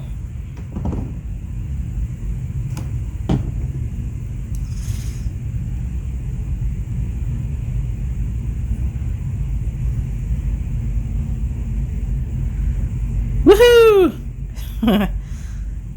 That is half of a raised stitch, and that is your 3rd band. Okay, so now we start where that last stitch ended, so you're coming up in a dirty hole. Now, just like we did on all these other ones, you count over 4 threads. 1, 2, 3, 4. The next 2, just start 1 thread up, which will also be a dirty hole. You will also notice that this center hole, or the pool, is in line with the middle of the stitches, between the 2 stitches above it and the middle of the stitch on the first band. So you are perfectly aligned if yours looks like that. So that's the 3rd leg, and it is in the same column. So now you come up a thread and in a thread for the 4th leg. That felt weird to me on the back, so I'm just going to check it. I think it felt weird because of this away knot tugging on it. Or maybe not, I'm over one.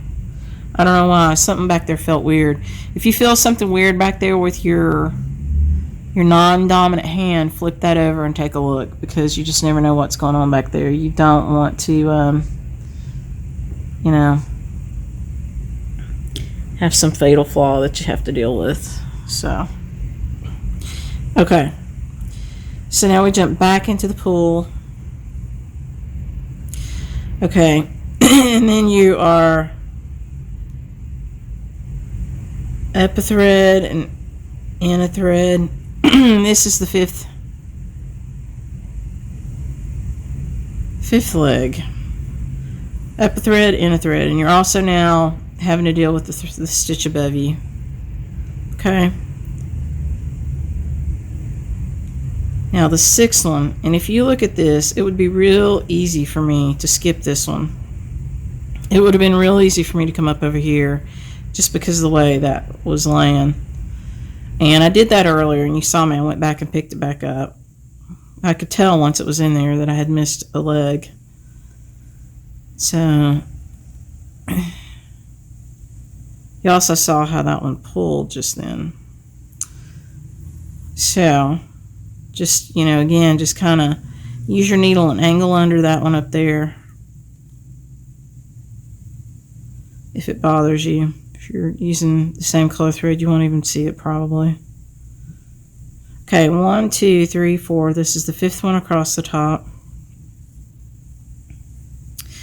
Now I'm in a thread, down a thread. Don't get so cocky that you mess this up. If you need to count, count. Sorry, I said in a thread and down a thread. It's over a thread and down a thread, over a thread and down a thread. Just on the other side. And then the last 2 stitches just line up underneath that. And you should be in the center of the stitch above you. And we are. We are right there underneath the little hole. Okay? So we're just going to march across and do the same thing here.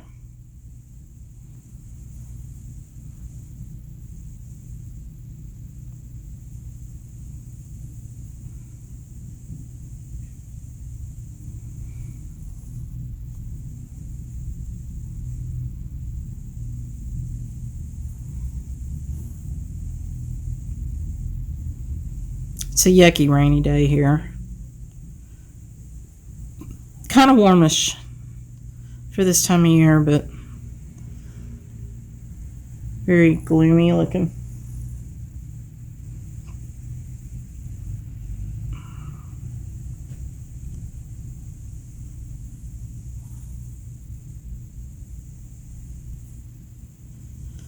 Okay. This is where you're likely to miss a stitch, so just make sure that you're not missing that 6th leg. The 7th leg is the one that should line up in the center or between the 2 stitches above you.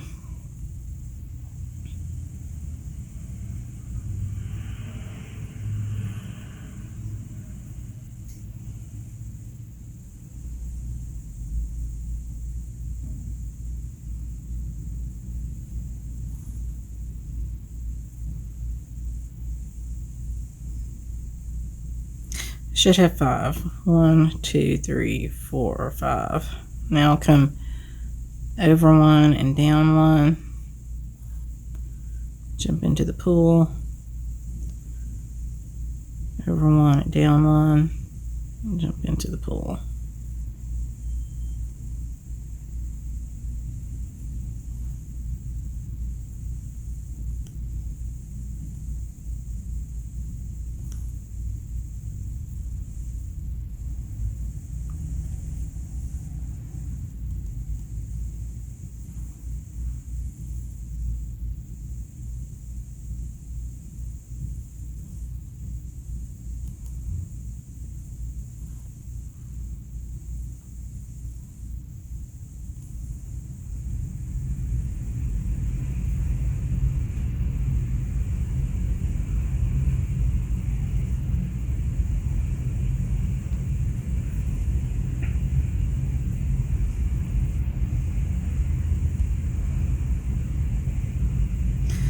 Okay.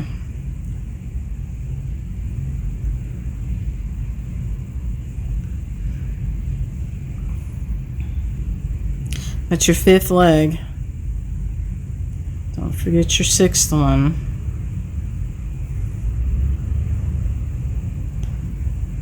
This is your 7th one.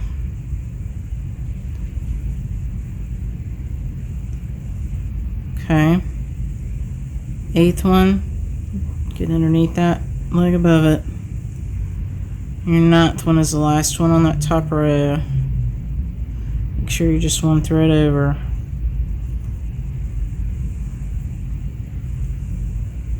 Okay, and then you start coming down, over one and down one. Over one and down one.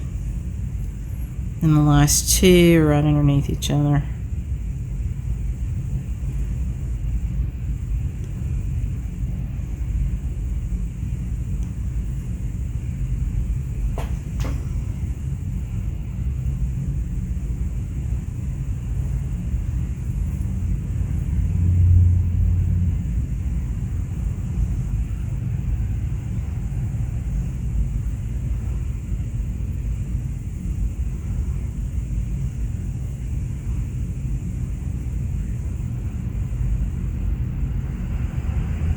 Fourth leg, in one, over one, or up one, in one. Fifth leg, up one thread and in one thread, and you're checking underneath up there, down.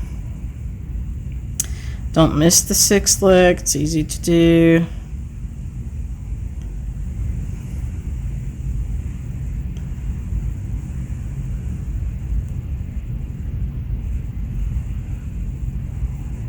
Seventh leg should be lined up in the center above.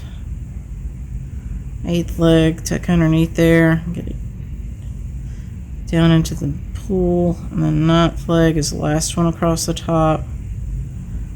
Try to tuck it underneath.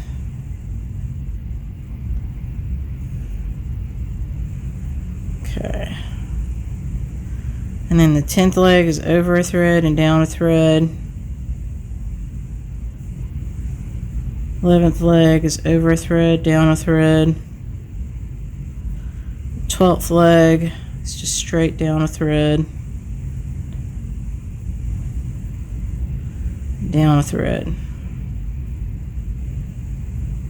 Okay, I hope you're getting it. If you're not, just keep practicing. 1, 2, 3, 4. And you know, I will tell you that sometimes it makes more sense to do than just to watch. So definitely don't psych yourself up so much that you sit here and watch it over and over and you don't actually put needle and thread to fabric. Go get a needle and thread and just do this, right? I mean, you can take it back out if it doesn't work. You can do it on another piece of fabric. Don't get all lost inside your own head worrying about this. Just do it. It's fun. And once you get a rhythm going, it'll be very relaxing and you will enjoy it. And it's beautiful in the end, and you will find all kinds of little uses for this.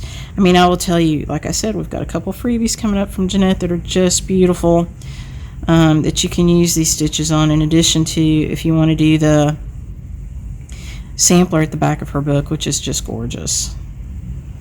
So, guess what I did? Did you see that? Can anybody look at this and tell me what I did? I skipped the 6th stitch. Because I was talking to you. Alright, so again, I could take these threads out and do it, or I can just hop over here.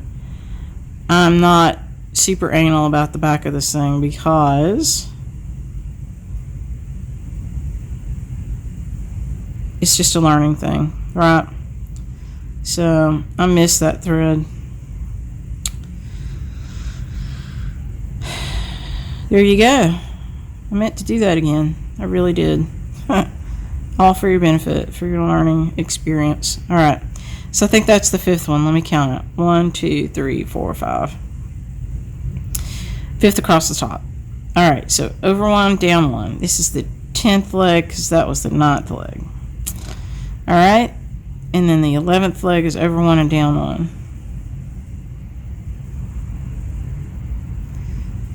12th.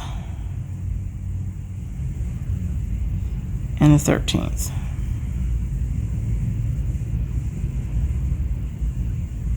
Okay? Alrighty.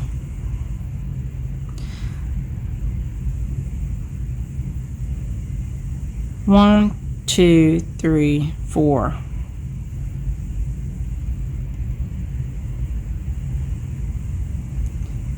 The next 2 are just in the same column, so you don't even have to count, as long as you're sure that first one is right.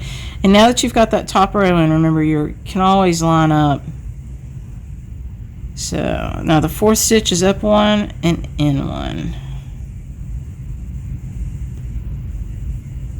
The 5th stitch is up one and in one, and it is now on the top. And you need to tuck underneath.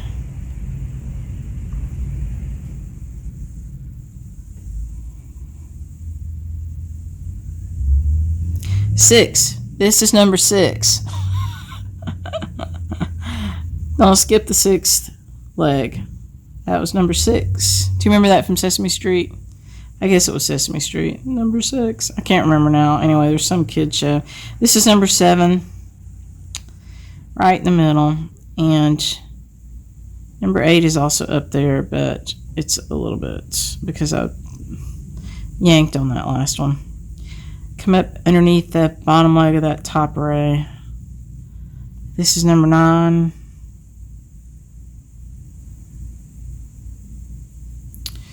Okay, and that's the 5th one across the top. 1, 2, 3, 4, 5. So that was your number 9. You want to come over one and down one for the 10th leg. Gonna run out of thread. Over one and down one for the 11th leg, which would put you in the center of the stitch above it, and it does. And then 2 more right here.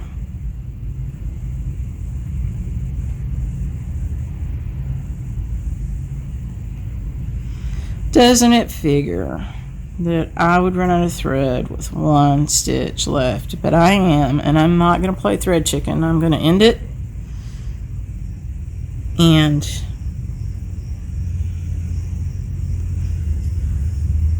start again. Okay. Alrighty. I'll be right back with a new thread. Okay, so I've got a new thread. I'm going to just kind of leave it under here.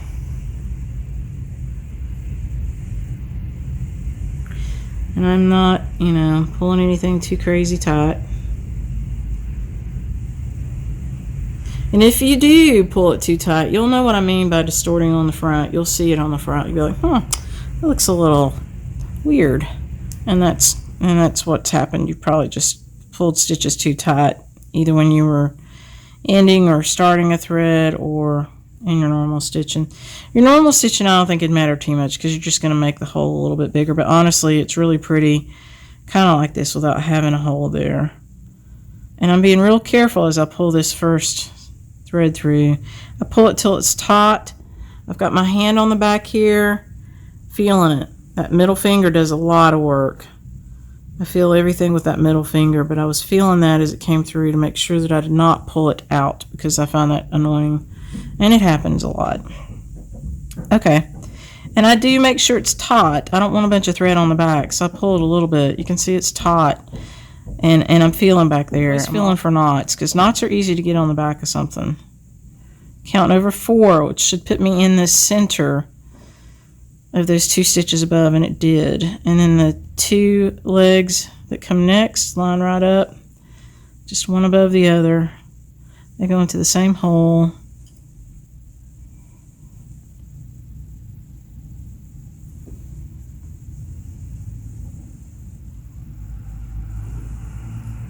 Okay, now 4 is in a thread, up a thread, and in a thread. Okay.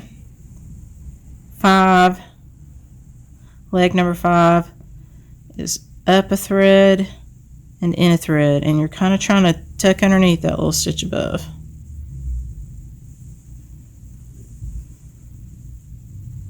This is number 6. Don't forget about stitch leg number 6. Okay. I don't know why it's 6 that I skipped. I don't know. Who knows? Probably it has to do with the fact that I'm right-handed and the way I'm holding things and the way I'm looking at it. If you were left-handed, I bet you would be skipping stitch number 8. I don't know. You have to tell me. Okay, so this is number 7, leg number 7. It's right in the center as it should be. Leg number 8. Remember, we're trying to keep it underneath this little ray above it. Get it in the right hole.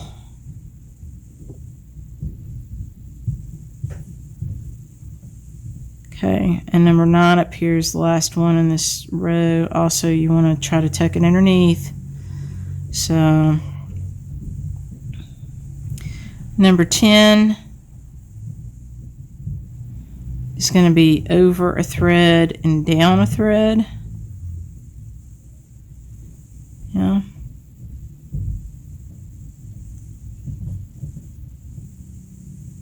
And number 11, over a thread and down a thread. Now look, you've got your 1 thread margin right? And it lines up with the stitch above it, with the edge of the stitch above it. So, perfecto. Now, you, on your 28 count, may be in a different spot, and that's okay. You know how to do a compensating stitch because I showed it to you here. So if you need to make a compensating stitch on that last stitch, if you're on 28 count, that's no big deal for you now. You know how to do that. No big deal. And it's okay if it doesn't end exactly in the half, in the center. It's okay. It doesn't matter. Like, you know, if you remember when we did this one, it doesn't matter. It's just that you're consistent with that one thread margin. That's all you need to think about. It'll look fine. To the eye, you won't even notice that. Okay? So there you go. There you have it. That is the third row of raised stitches. For me, I'm going to end it there. You can keep going if you want to, but I feel like I've got this stitch, and maybe you do too. And if you want to make more. Just make sure that you know you're being conscious of you know how much room you need to do the whole thing. You should have at least 3 rows of all of these. And if you want to make more, I think all of you have room to make more. So just, you know, do what we talked about in the beginning and allocate your space. And then, you know, carry on and stitch. So I'm going to end this thread. My last stitch came from over here, remember? And I want to be careful with last stitches and first stitches. So I'm not going to go under from that side. I'm going to go under on the other side where it's not so fragile, as my folks in here like to say. When we're packing stuff up to ship it, some things get fragile stickers on it. And I think almost every person that does it says fragile. I don't know why. We clearly are starved for other languages. Okay, so, and now I need to take care of this waist away knot. Look at that. I'm going to snip it off, jump to the back, see what I can do with, gotta pull my sleeves up with getting my needle threaded here. Just see if I can do it this way or not. I feel like a contortionist sometimes. I don't think I'm going to get it that way. I'll turn it a little bit. I'm not a licker. I will only lick that thread under an extreme circumstance. And I'm a little bit of a germaphobe, and it doesn't really have so much to do with that. It's just, I just feel like it's not good for the thread.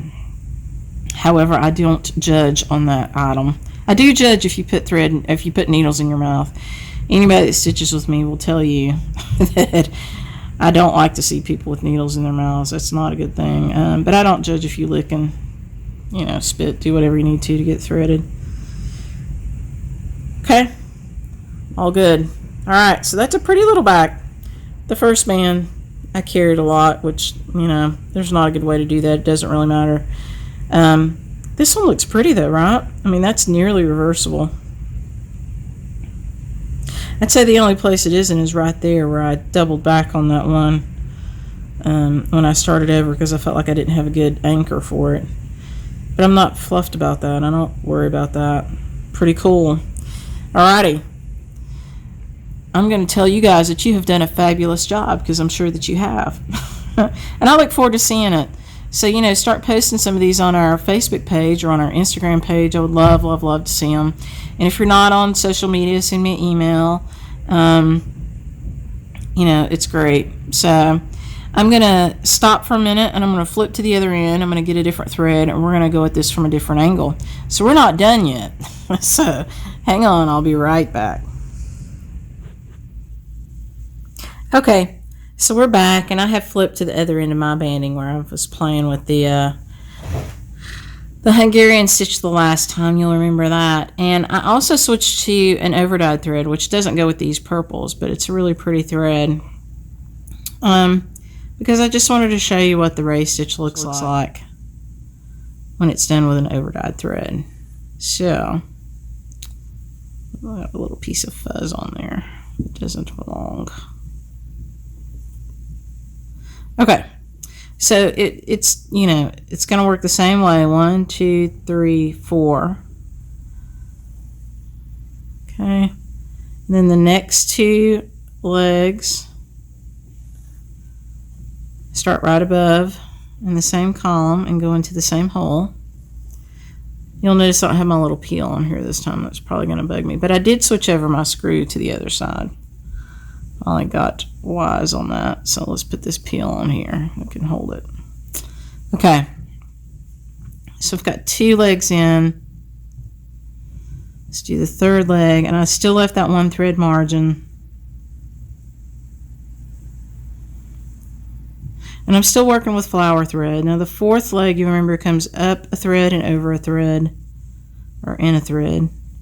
So have that same little fuzz into the hole. And again, you don't want to be pulling this stitch really. It's not really a pulled stitch. And then the 5th leg is also up a thread and over a thread, or in a thread. And back into the same stitch in the middle. The next few stitches are all in the same row. You've got 5 across the top on the same row.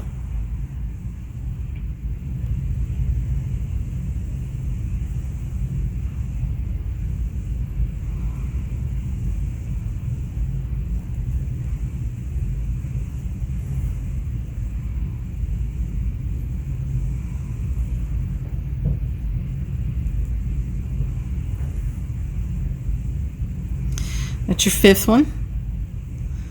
1, 2, 3, 4, 5. So the 6th, the next leg, which is really the 10th leg of the stitch, is over 1 and down 1 thread. Let's just count them. 1, 2, 3, 4, 5, 6, 7, 8, 9. This is 10, and it goes into the pull. And the next stitch, which is the 11th, is also over a thread and down a thread. Into the pull.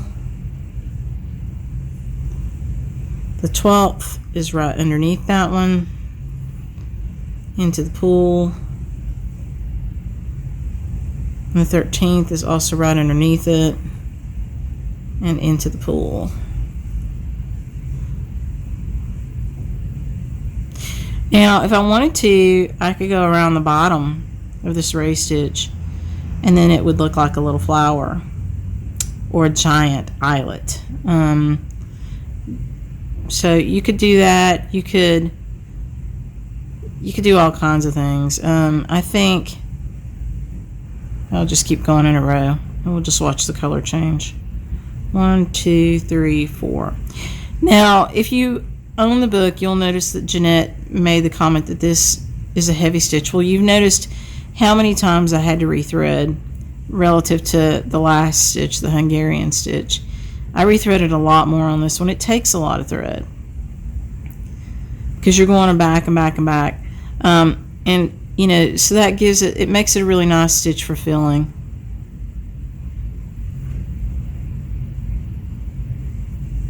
It would also be a very durable stitch. So if you were doing embroidery for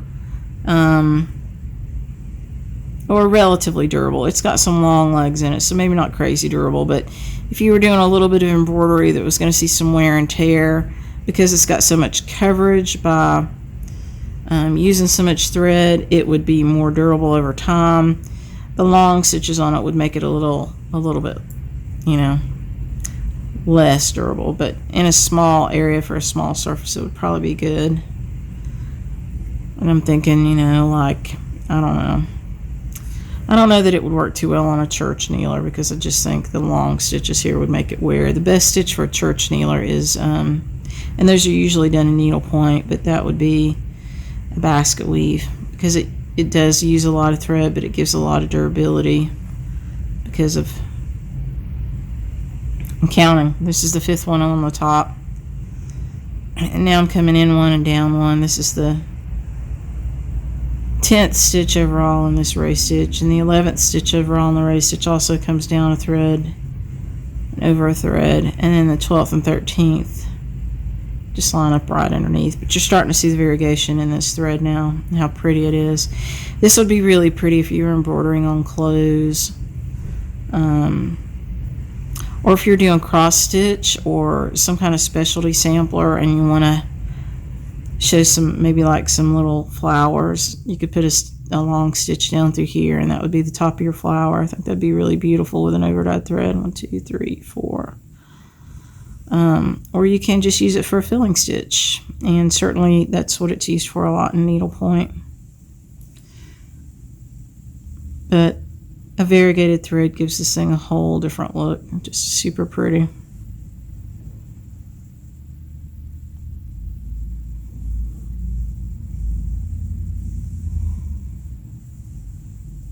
And you can tell with me going across in the same row, the variegation is just real pretty. It's just flowing.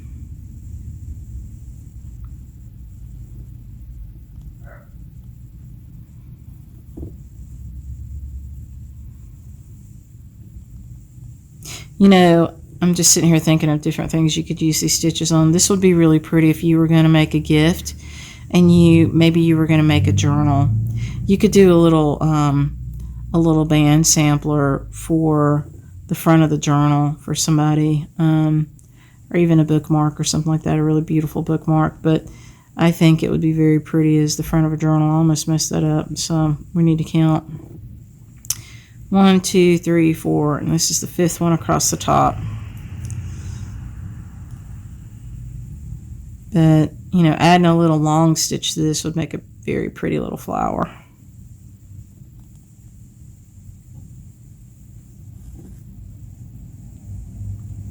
Just counting again because, you know, tricks on the eyes, it looks a little weird. This is the 11th stitch in this, or 11th leg in this stitch. 12 and 13.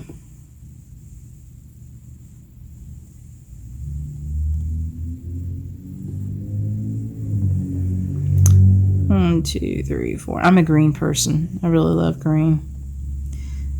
This is a flower thread from Volpel and Hollenbeck. And if you're in our Jack Stash subscription program, you're going to see this thread within the next week or so. And I'll leave that at that. So you will have a skein of this for your own. It does have a very shamrocky look about it, doesn't it? That would be pretty. You could elongate these stitches too and make them into a little shamrock. That'd be pretty cool. I might do that. You know, our shop birthday is actually on St. Patrick's Day. It's not the day that we incorporated, but it is the first day that our brick and mortar was open for business in 2017. And so we celebrate that as our birthday. We actually started business in 2014 and were basically an online shop for a few years while I was traveling and wrapping up my day job. So anyway, it's a big deal for us. We love St. Patrick's Day, and it does trace back to my Scott-Irish heritage. A lot of people in this part of North Carolina, Western North Carolina, are Scott-Irish in heritage. A lot of Scottish people settled here, and there was a lot of mixing over there between the Scots and the Irish people. So most of us have a little bit of mixed DNA, which is a good thing. It makes us strong. Okay. I love being back home here, by the way. I was away for about 30 years, and I did a lot of traveling. I've never found a place that I thought was more beautiful than home. I love the mountains here, and the reason that a lot of Scottish people settled here are because of the beautiful mountains in this area. It looks a lot like Scotland. If you've ever been to Scotland, you come to the mountains of Western North Carolina, you're maybe kind of likely to feel like you've been here before if you've been to Scotland, because it's similar in many ways. And the folks who've been here for generations that came over from Scotland and Ireland, just really neat. Everybody's kind of neat folks around here, but a neat heritage. You can hear the old language sometimes when you get to talking to people that are way out in the country. Okay, I'm going to count 1, 2, 3, 4, 5. The next one drops over and down 1. And then the next one is over and down 1. And then the next 2 just start right underneath that one. So 12 and 13 just share the same column. I'm glad I did all my traveling. I do wish I had came home sooner, but life has, you know, path 2, 3, 4, and it's all okay. But I wouldn't have minded being here a little sooner. But if I had came home sooner, we might not be doing this thing we're doing together. Sassy tracks may not have happened. Shops, brick and mortar shops, take a lot of inventory to start, and inventory takes a lot of funding, and that generally doesn't happen without something in the background, and my day job was that something that allowed us to do this thing. So now, we're on stitch number 7, which should be the center stitch, and it is. You can see it's a straight up and down stitch. Fabric's a little loose in here because the soup is not wrapped. I can't fix that until I get all of the 3/8 inch twill out to you guys that you need. I'm going to have to wrap it with something else, but it won't be as good, so I'm really trying to hold out. Okay. This is our 10th leg. It's over 1 and down 1. 11th leg is over 1 and down 1. And then 12 and 13 just line up in the column. You guys probably feel the same way about your home, wherever home is for you. I mean, I won't say I've not seen beautiful places. I have. I loved Hawaii. I really thought St. Croix was a beautiful place when I lived there, but it was not an easy place to live. It was like living in a third world country. And I love Italy. Italy is gorgeous. There's so many pretty places in the world.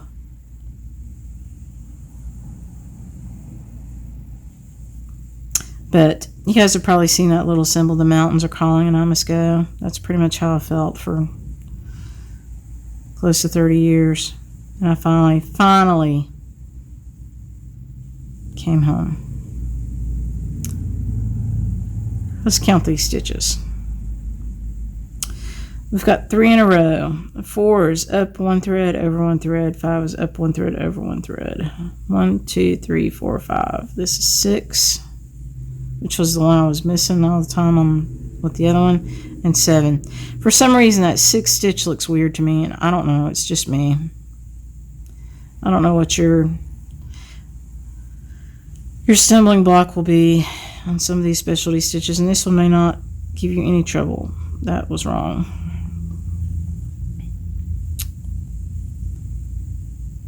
Okay, we should have 5 across the top. 1, 2, 3, 4, and this is number 5. I hope you like that I leave my little mistakes and errors and almost mistakes in here. I think it helps you learn. You see the pitfalls that somebody else has. You also learn not to be ashamed. I mean, gosh, you know, the only way to learn something is to make some mistakes most of the time. You learn best if you've made some mistakes. I can tell you that. You don't like to do them twice. It's just human nature. Okay, now this last stitch is going to be, you know, a half stitch, like a compensating stitch. So we're going to come over 4 threads. 1, 2, 3, 4. And on this 21 count, that just lines you up perfectly with 1 thread margin, but that won't happen on your 28, I don't think.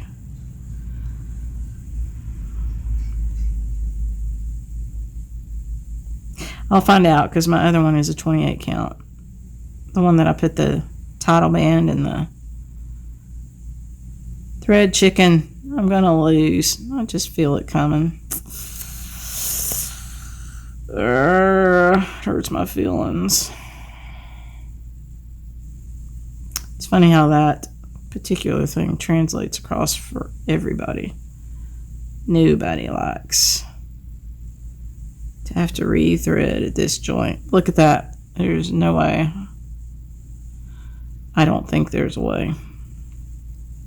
Let's see if we can make a way. I wouldn't recommend you doing that. That's kind of... I don't think I'll get the last leg in. And see how it's pulling it? We shall try, because I literally... I'm on the last one. We really shouldn't do this. You know that thing your parents tell you, do what I say and not what I do. That was bad. Okay, I'm going to show you something nifty if I can find it, and I bet I can't find it right now. I've got this little lasso deal that you can tuck this thread into and pull it under, and I don't think I have it. I'm going to go see if I have one with me. Hold on, I'll be right back. Okay, I'm back. So, you can buy something like this, I think, at some needlepoint shops, and sometimes we have some here that we sell. Or you can go to any drugstore and go to the healthcare, the dental floss aisle, and you can buy these lasso things that some people use for flossing between bridges and stuff like that. And you can have a little, I use these in needlepoint. I really should have a lot more of these because I'm pretty bad about losing that thread chicken game that I just lost with you guys. So anyway, they're, I don't know what they're really called, but I call them lassos. And so when you're doing regular cross stitch, it's an easy thing, right? But this was our last stitch, so I don't want to go over that one. I'm going to go under here with it. So I'm going to take the end of this lasso thing, which is not that easy because it's flexy-goosey. You can use the eye of your needle if you didn't let it get as small as I did, but I let it get pretty small. And then I'm going to put the thread through the lasso. I'm going to pull it through, just like that. Now I'm going to do this again because that did not. I'm going to take it underneath, kind of through here. You can say whatever you want to about me. Oh, not a good technician, blah, blah, blah. But at some point or other, all of you have done something like this or found another way. But you might as well see the reality of what happens behind the curtain at Oz. Okay? Just like that. Now that's not crazy tight. There's not a lot of thread left. I'm going to go back the other way with it. I'm not going to go exactly where I just came out. I'm going to start it underneath up here. The back of this is not going to look great. Again, it doesn't matter. I'm just trying to secure it. The moral of this story is don't let your thread get this little. Just start over, but I really didn't want to because the variegation looked really nice. Okay, he's not coming out now. He's done. And I'm going to trim that off. Alrighty. It doesn't look that bad. Not that bad. Okay. And so that was that dental floss toolie. You might not be able to see that too well. This is what they look like. I think they're blue if you buy them some places. Anyway, you should have something like this in your kit. Or there are some other tools out there. I've seen some fancier tools. I'm going to deal with my away knot. And then we're done with the re-stitch again.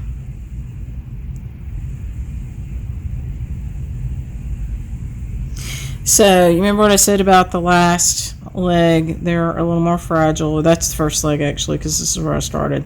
So, I'm not running under that one. I'm skipping that one. I'm coming over here and running underneath this. Okey-doke. Okay. Snip that off. All good. All right. Back on that looks good. See nothing wonky or crazy. Front looks great. And that's how that looks with a variegated floss. So, I hope you enjoyed that. You can play around with that stitch and do some other things with it. If you have any questions, feel free to send me an email. If you don't mind, please use the sjsclasses@gmail.com. Again, that's sjsclasses@gmail.com. That stands for Sassy Jack Stitchery. Don't forget to put the ES on the end of the classes. And, you know, sometimes I get pretty busy during the week. I don't get responded, and I'm not able to respond immediately. But I try to do my best, and I try to get through there as first chance I get. We will keep moving through this. I hope you had fun with this one, and I'll try to see what we can do about maybe a live session coming up soon. We'll try to wait for everybody to get their supplies and, at least get started with the first band. So I also will be sending out emails with the title band and the signature band, just to make sure everybody's got those, and we'll keep working on making it a little more easy and accessible as we go. I hope you had a good weekend, and I hope you have a good rest of your week, and I hope you enjoyed this. So thank you very much for joining us. Talk to you soon. Bye.